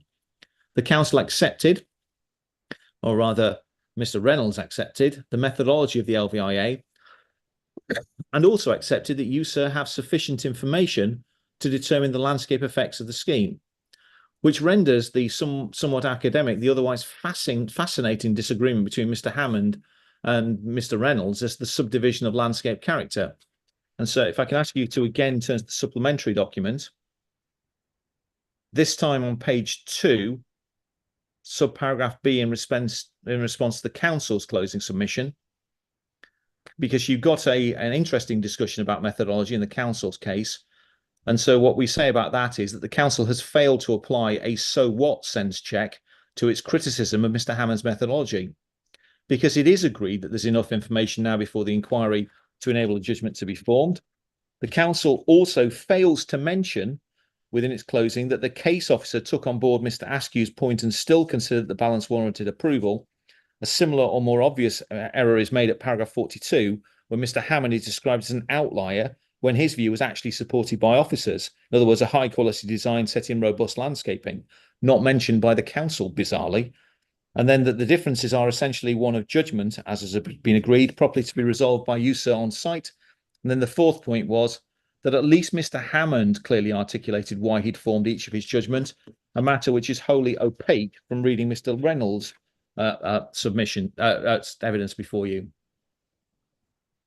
So then reverting back to text, if I may, paragraph 34. There was also significant agreement as set out in the viewpoint note for you, sir, as to what viewpoints there were and where they were agreed to be not significant or significant. As Mr. Reynolds accepted in cross-examination, the battleground locations as to where there was a difference between the expert predominantly relates to viewpoints within the LLCA study zone and within a few kilometres of the site. And it was also thankfully agreed that the best way for you to resolve that difference was on your site visit. However, sir, the appellant can note that in resolving that difference, you are better informed by Mr. Hammond's evidence, who sets out his reasoning and rationale for his reaching his view in detail, rather than Mr. Reynolds, whose proof only sets out the bare headline disagreement without actually condescending to meaningfully explain what the rationale behind it is, and dismissively suggesting that you, sir, can just work it out from the methodology. So turning then to what seems to us to be the party's main concerns about height, the detailed Zone 1 building will be 18.5 metres in height above finished floor level, and the outline zones 2 and 3 have their maximum height reduced from 24.5 metres to 21.5 metres above floor level, and that was to reflect comments received during the application. While both Mr. Reynolds and Mr. Weeks attacked what they considered to be the excessive height of both units, they both failed when asked to identify what would be an acceptable height for employment units on this allocated site. You're still in the dark, I fear, sir. But Mr. Weeks tellingly was of the view that in relation to zones 2 and 3, viewed from the Caldecott viewpoint, viewpoint 1, that the effect will be substantially reduced by reducing the maximum height above floor level for zones 2 and 3 down by 3 metres to 18.5 metres, i.e. the same as the Zone 1 unit. Thus, he confirmed would make a material difference. But even then, he didn't invite you to do so by changing the parameter or imposing a condition to enable the allowing of the appeal. Nor were any of the comments on the conditions forthcoming on the matter of heights. So it's difficult to understand, and this was the point of putting the questions, what exactly was the yardstick of acceptability applied by Mr. Reynolds and Weeks, and whether they were adopting anything other than that of invisibility. So I also add a further point arising from my learned friend Ms. Kabir Sheikh's closing, which is point C under the council's section of the supplementary point, sir, which is a response to paragraph 13.4. And so that contended that from that point there will be a clearly transformed outlook. Well, that appears to forget that during Mr. Reynolds' cross-examination, queries were raised on whether viewpoint 1, which is from a public right-of-way near Caldecott, not in Caldecott, was actually correct. But you'll recall, sir, that the parties before you were struggling to identify where the warehouses were when one looked at the year 15 montage. That's telling when my learned friend puts that as a clearly transformed outlook. So if we can then revert to paragraph 37 of the closing submission. So the reason why the appellant has also not invited you, sir, to adopt a blanket maximum height restriction on this site is simple. The proposed heights are not simply plucked out of thin air. As Mr. Hammond explained, especially under cross-examination from Mr. Stedman Jones, that they came out of a lengthy design process which looked from a landscape and visual point of view to create a landscape framework which the development could go into by delivering sufficient depths and buffers of new planting. The building heights for all but Zone 1 are maxima, and the detailed design reserve matter stage will establish the final detailed design, and that could of course be any number of detailed design solutions, including different roof and height designs and indeed facade designs, and potentially even a lower height than the maximum. Specifically in relation to height, Mr. Hammond was not mandated by DHL to retrofit acceptability onto their required height. Instead, they tested a range of heights which came up with an acceptability range of 16 to 24.5 meters. The proposed heights sit in the middle of this range, partly due to the appellant reducing down height in order to reach a compromise with council officers who were scrutinising the application and who in the end, sir, recommended the application for approval at 21.5 metres. It would seem that a significant amount of the Rule 6 and Council's justification for the height concern comes from the SPD, and in particular the odd misconception that the SPD limits the heights of units on AL1. There is again, like the early arguments as to supporting text in the development plan, two fatal flaws with this, one legal and one factual. And again, sir, you are invited to look through the looking glass into the world of Humpty Dumpty, and a world where one is being invited not to interpret the meaning of words as written, but rather the meaning of words as the Council of the Rule 6 presumably would have wanted them to be written. The legal argument is simple. As all parties accepted, and the SPD in fact says, the role of an SPD is only to provide guidance to the development plan, but it cannot override it or add in policy tests that should be in the development plan itself. The simple point to note, again, as all parties accepted, is the policy wording of AL1 contains no restriction as to the size or height of buildings.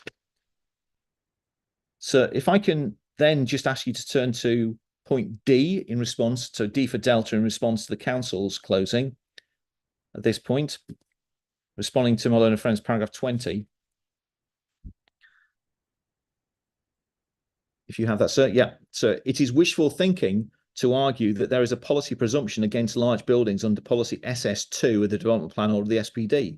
And on the latter, the SPD must forward properly conceded that the SPD is not intending to introduce a new policy test into the development plan, and that SS2 doesn't include any such presumption. That's the presumption against large buildings. And that if the terms of the development plan are met, then she told you, sir, the SPD doesn't provide a proper basis for dismissing the appeal. In that context, the council's argument at paragraph 20 that there is some sort of policy presumption against large buildings is, with respect, wrong on its own evidence. And then, sir, if you turn to point E of the in response to the council, to assert that what is proposed here are very large buildings that go far, far beyond the definition of large buildings given in the SPD. Well, sir, that's a regrettable example of case making because the SPD just doesn't say that. There is a minimum floor plate for large buildings, and that is it. And more importantly, my learned friend's evidence, again, doesn't allege that.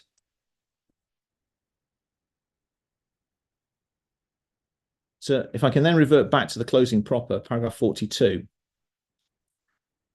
The factual argument is then a matter of interpretation, and the SPD doesn't even say that only medium and small buildings of a certain size and height can be brought forward on AL1.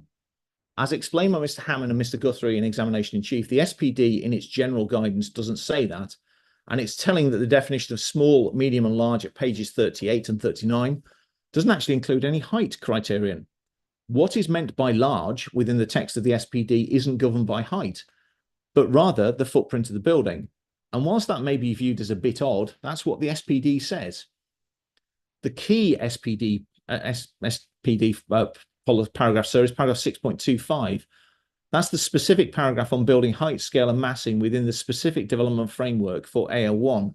It sets out the acceptability of small and medium buildings rising to 16 metres above existing ground levels, but critically goes on to say large buildings which have a greater impact, i.e. are visible above tree cover from longer distances or affect the character of the area in which they sit, will need to provide a robust mitigation, provide robust mitigation, such as delivering the highest design quality and through a programme of landscape measures.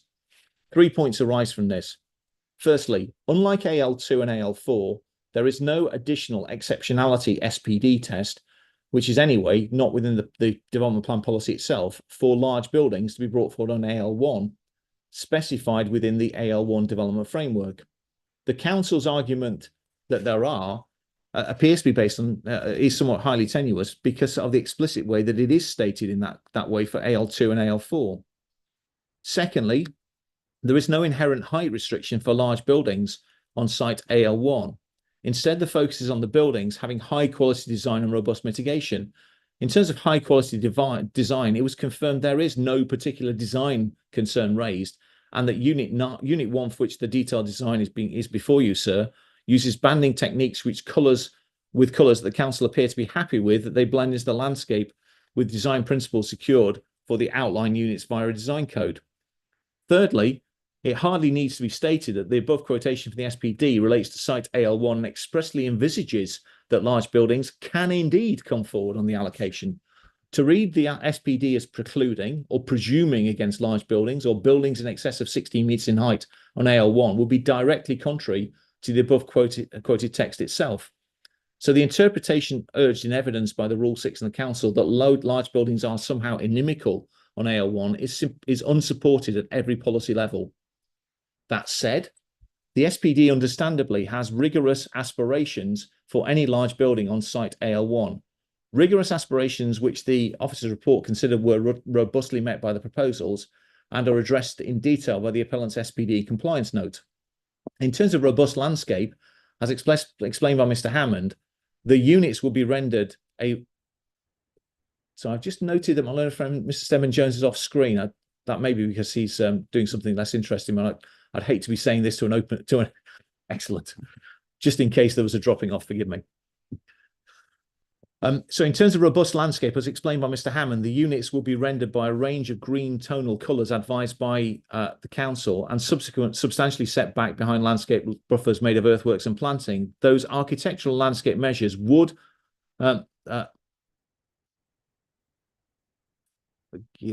successfully mitigate the size of the units and be delivered along with the detailed permission to allow early establishments to proposed planting.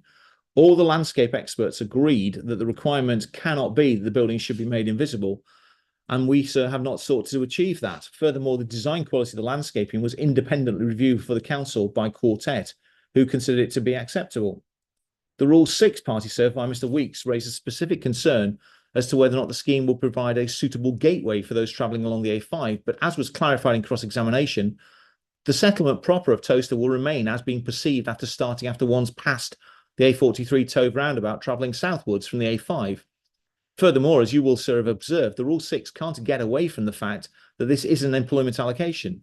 So how does one make an employment allocation into a gateway feature? That seemed to be a question Mr. Weeks struggled with and was eventually forced to accept in cross-examination that one of the main aspirations of the SPD was that the development of AL1 should create a more active frontage. That is exactly what this scheme does. Furthermore, whilst Mr. Weeks didn't accept it's occurred, he did eventually accept the principle that if you, sir, did conclude, in line with the officer's report, that these were high-quality buildings and a high-quality, robust landscaping, which activates the frontage, then this will be appropriate in terms of policy and, in his terms, an appropriate gateway. Given the council don't raise as an issue the gateway point, so it really goes nowhere. And if you were to read the SPD fairly, the gateway feature is around the A43 now and will be in the future. And yes, a person travelling along the A5 southbound will eventually see a well-designed employment scheme on both sides of the road before the roundabout, just as a garden centre and a small plant hire business is visible now. But the gateway will remain as now when one passes the roundabout heading south and entering Towcester proper. Overall, Mr. Hammond has shown that the appeal scheme will be a visually attractive development within a truly design-led landscape approach, which is sympathetic to the surrounding landscape. Next point, sir. Access to the development by sustainable modes of transport and the proposal's effect on the operation of the network. So, whilst this issue took a significant amount of inquiry time, it is remarkably straightforward. While the appellant will go on to address the points in some detail below, the complete answer to the question is contained in the following two statements that seem to be agreed between the parties. One, the appeal scheme itself would result in betterment in any future scenario because the mitigation the scheme provides creates more capacity on the highway network than the scheme generated traffic uses at whatever point in time it is judged and based on whatever other development traffic is assumed as the baseline. And two, there isn't a strategic cumulative mitigation scheme that's been identified or designed or costed or planned by anyone, notwithstanding Mr. Anderson's efforts on behalf of the appellant, it is a future unknown. And so just to respond to paragraph, forgive me, sir, just a moment. Yeah, paragraph 66 of my learned friend Mr. Stedman Jones's closing. So it's point E of the first section of the closing submission.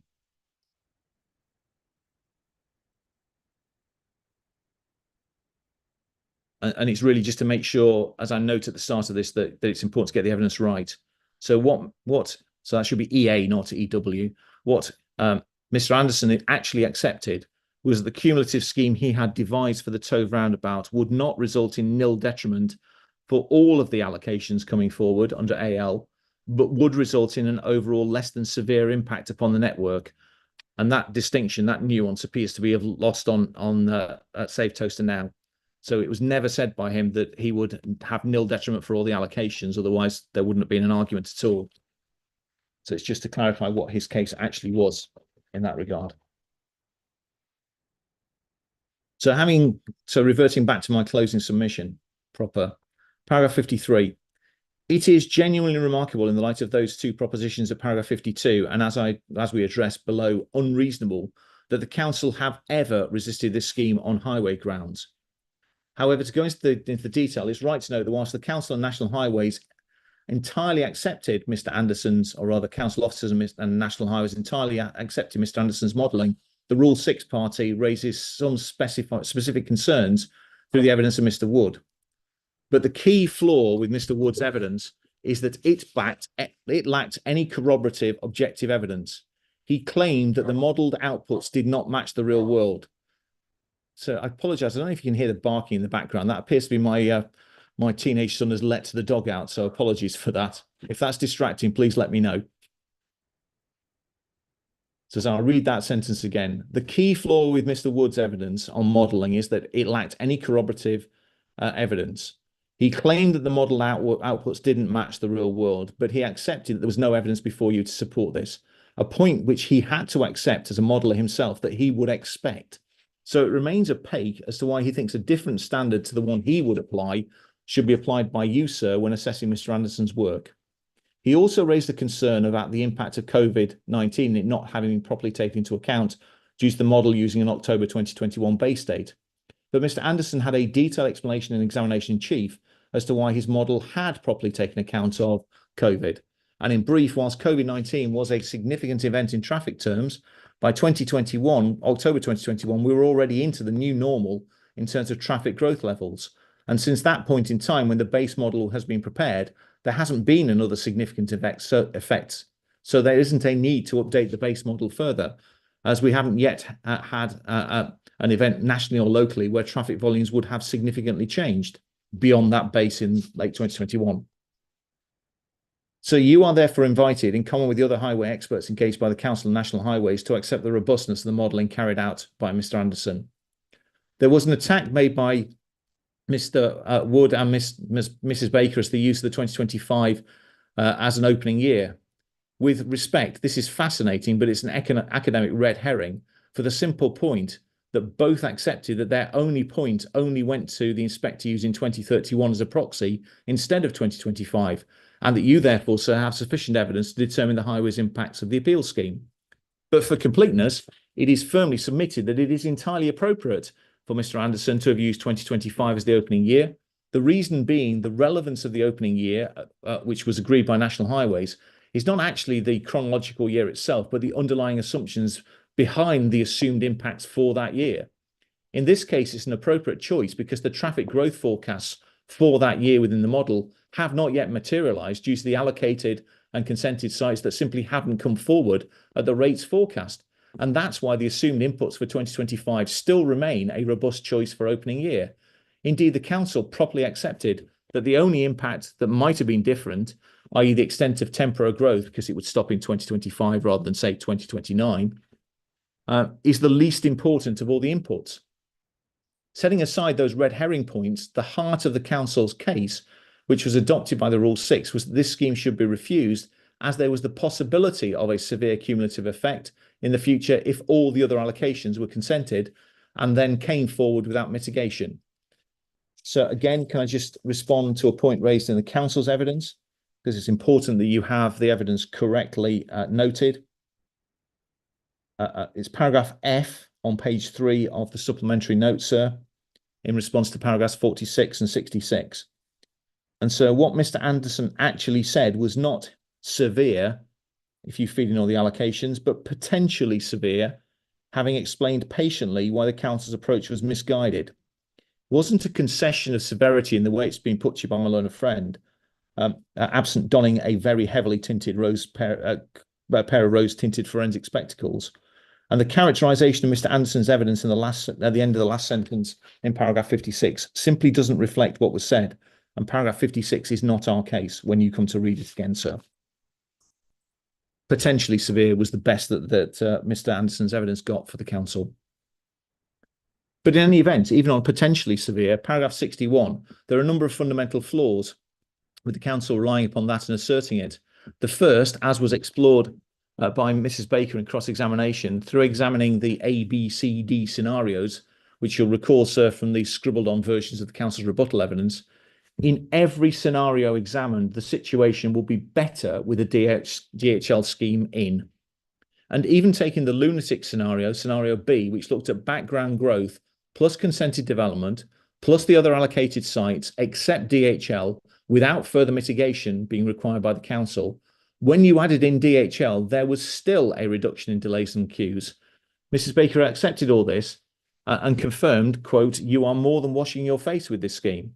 So what then is the council's point? It seems to be that if scenario B ever occurs, then there will be the possibility of a severe cumulative effect that justifies refusal. But such an argument fails to recognise the reality of the situation which is required by national policy. NPPF paragraph 116 allows for refusal only if a residual cumulative impact following mitigation would be severe, taking account of all reasonable future scenarios. Annex 2 defines reasonable future scenarios as being realistic ones. Scenario B is just not realistic, as it would require the council to decide to allow all future development to come forward without any mitigation. That is not realistic. In fact, it is lunacy on stilts. The council's only response to this was to claim that they would, for some reason, not be able to resist the other AL allocations coming forward without mitigation, and would therefore be somehow forced into this lunacy situation. With respect, that's just not right. The council would have to assess any application under both paragraphs 115 and 116 of NPPF. Paragraph 115 requires that any significant impacts from development are cost-effectively mitigated to an acceptable degree. So if there was no mitigation, then the council or the planning inspector could refuse permission. Equally, under 116, the council could refuse on the basis that the unmitigated allocation scheme was contributing to a future cumulative severe impact and require mitigation to address it. So why, the council might claim, does that not apply here? Well, for the simple reason, reiterated again and again by Mr. Anderson in evidence, that this scheme isn't just washing its face, i.e. nil detriment, but it's actually providing betterment through proposed mitigation. The council have the right argument, they're just using it against the wrong site. It should be used against the schemes that would be providing no mitigation rather than the scheme that's delivering betterment through mitigation. That's the point which is actually illustrated by the Cheltenham appeal decision, which is relied upon by the council, because in that case, the decision maker wasn't satisfied the measures proposed by the development would be effective and so concluded the development would contribute, albeit not solely, to the severe impact on the network, and that justified refusal. The appeal scheme can be clearly distinguished from that case because not only is it not contributing to any future impact, but it's making it better. But equally, if future allocations are contributing to a future impact, which Mr. Anderson shows, then a decision maker can seek mitigation from them or even refuse permission if they don't provide it. So I think finally, from the council's perspective, I draw attention to paragraph G of my responses to the council. And that's a response to paragraph 73 and 59 of the closing submission. So just reading from the text, the council essentially invite dismissal for a benign scheme in highway terms on the basis that it won't be able to resist other schemes if their impacts aren't severe. That fallacy repeated in closing is emphatically not accepted. 115 and 116 have to be read together and applied in the local context, which is here that the council has done next to nothing to promote a cumulative scheme and then seeks to sit behind its failure to resist its own LPP2 allocations. It is the abrogation of proper planning. So paragraph 71. You, sir, can be satisfied on the evidence before you that a severe residual cumulative effect will not arise due to this development in any reasonable future scenario. And even if it did, what then? If all of the other allocations were consented without mitigation, then come 2031, how would this proposal for the appeal scheme be treated? Assuming it's been dismissed now. Well, at that stage in 2031, the appeal proposals will make the network better, and it could not in 2031 be refused as giving rise to a severe impact.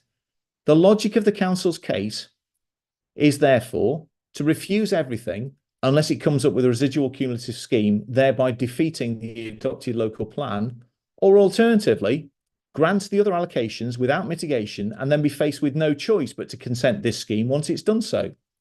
And as was put in cross-examination, though never answered, either eventuality is simply nonsense on stilts.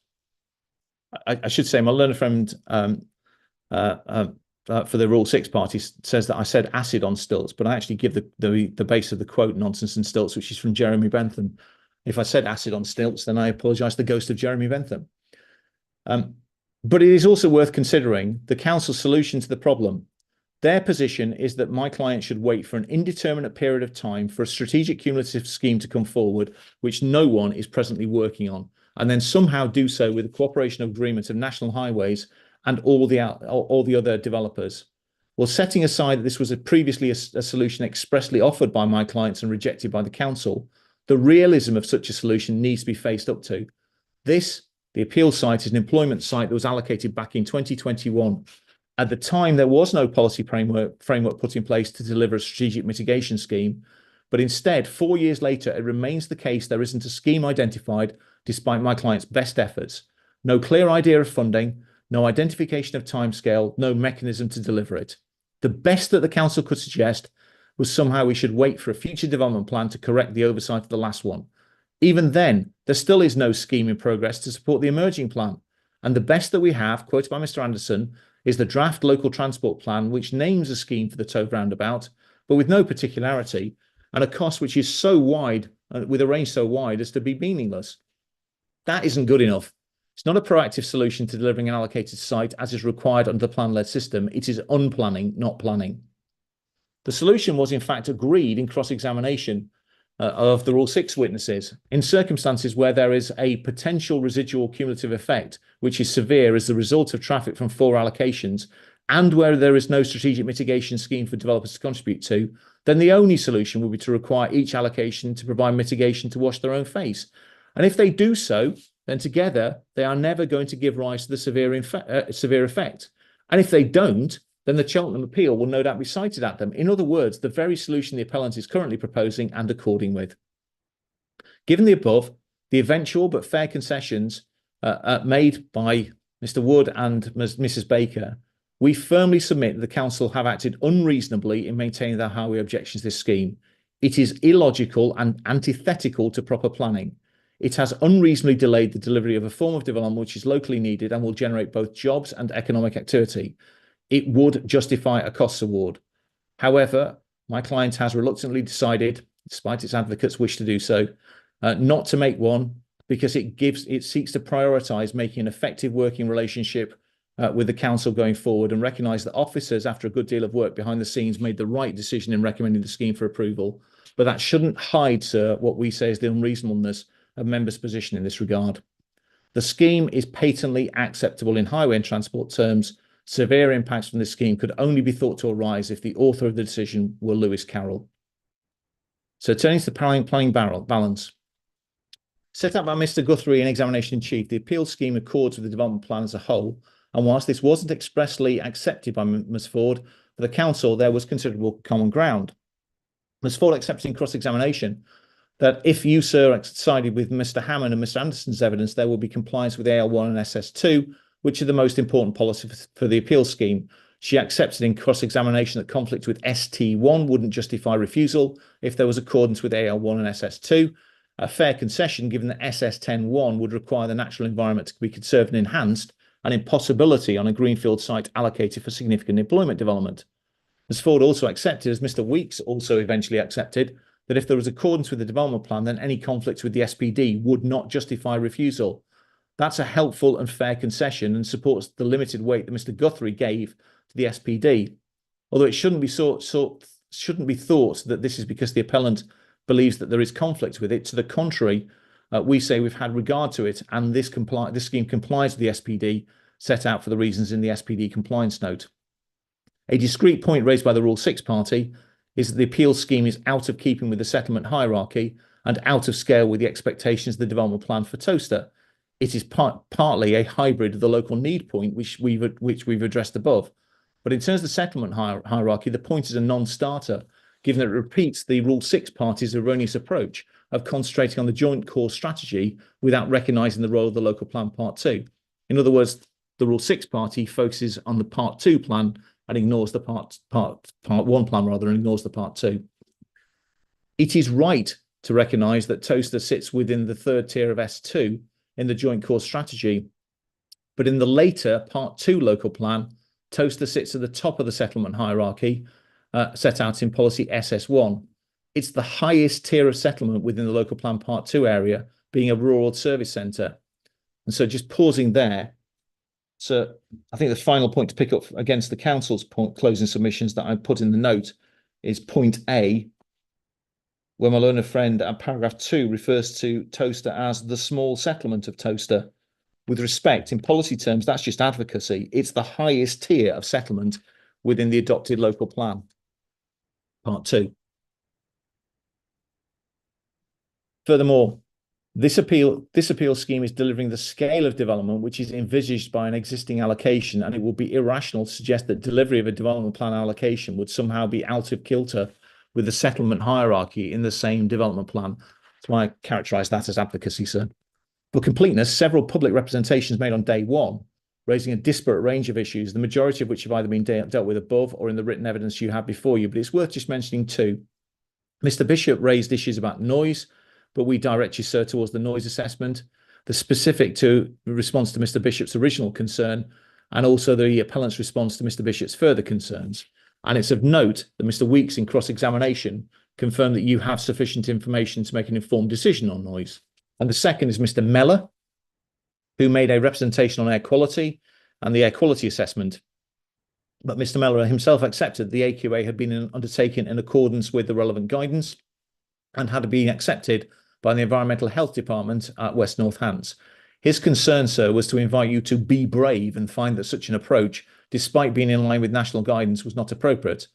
We, sir, would invite you to perhaps be a little more timid and to stick to national guidance and to resist that invitation. In line with national guidance, our AQA has used a significant number of air quality monitoring locations around Towcester based upon forecast traffic, including the planned relief road. There is no evidenced air quality issue or concern with the appeal scheme. No concerns being raised by environmental protection on the matter. And indeed, they've expressly clarified the Rule 6 objections do not change their minds. So as we set out in opening, the nature of an inquiry has been to focus upon the area of disagreement between the parties, which have been specific rather than principled as to landscape and highways, but it's critical to step back and consider the numerous benefits which have been little disputed that the delivery of this allocation will bring. Mr. Guthrie sets them out in detail at section 3 of his proof and confirmed in examination in chief they still apply, but it's worth re-emphasising two of them without ignoring the others. The first is economic. Economic benefits don't just carry local policy support as set out above, they also carry the strong support of the recently updated NPPF. As set out by Mr. Guthrie in examination in chief, section 6 of NPPF generally seeks an expansion and re-emphasis under the new NPPF, but in particular there are additions to national policy explicitly to underline the importance of logistics and freight. That's the entirely new paragraph 86C and the expanded and strengthened 87B. This proposal is front and centre to delivering the government's vision, mindful that, sir, you stand in the shoes of the Secretary of State, which creates a strange mental picture, but in any event. But this underlines and emphasises the substantial weight to the economic benefits of the scheme that will create at least 1,200 jobs and generate between £75 and £92 million in the gross value in gross value added to the local economy. The second benefit to stress is the additional benefit at supporting TTFC through the provision of a new 6-hectare base. Whilst this has been overlooked by the council and the Rule 6 party, it's not important not to forget how central this was to the local plan. The delivery of a 6-hectare site for the football club is said to be a high priority for action in the South Northampton playing pitch strategy, because the football club is a very important local facility.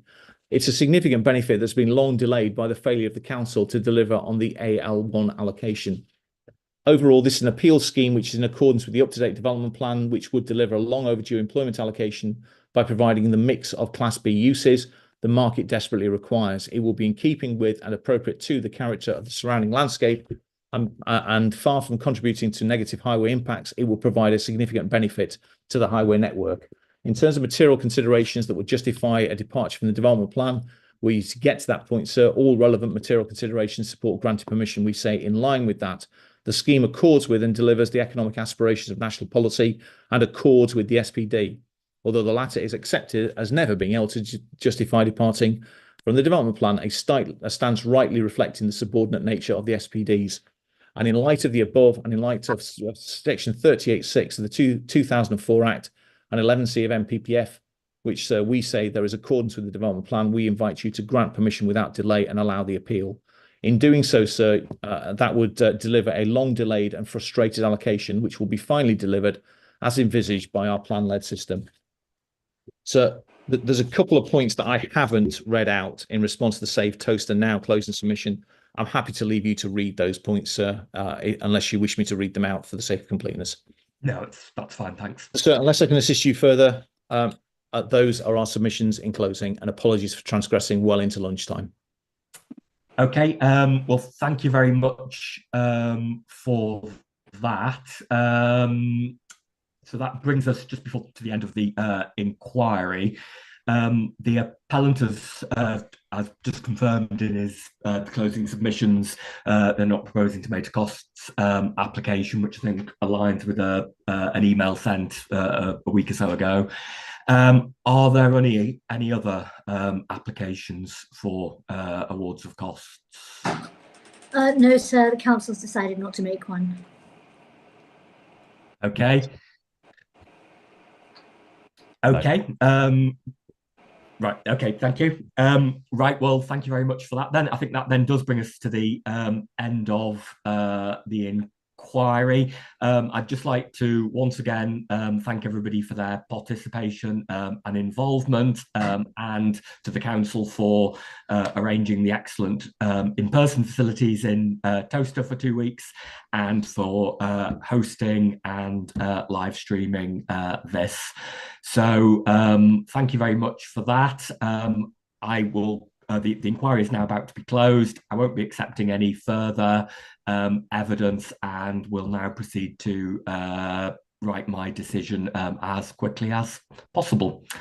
So unless there's any other queries or anything from anybody, no, I will thereby close the inquiry and wish you a good beginning to a long weekend, maybe. But okay, thank you very much and goodbye. Thank you, sir. Thank you, sir. Thank you very much. Sir. Thank you.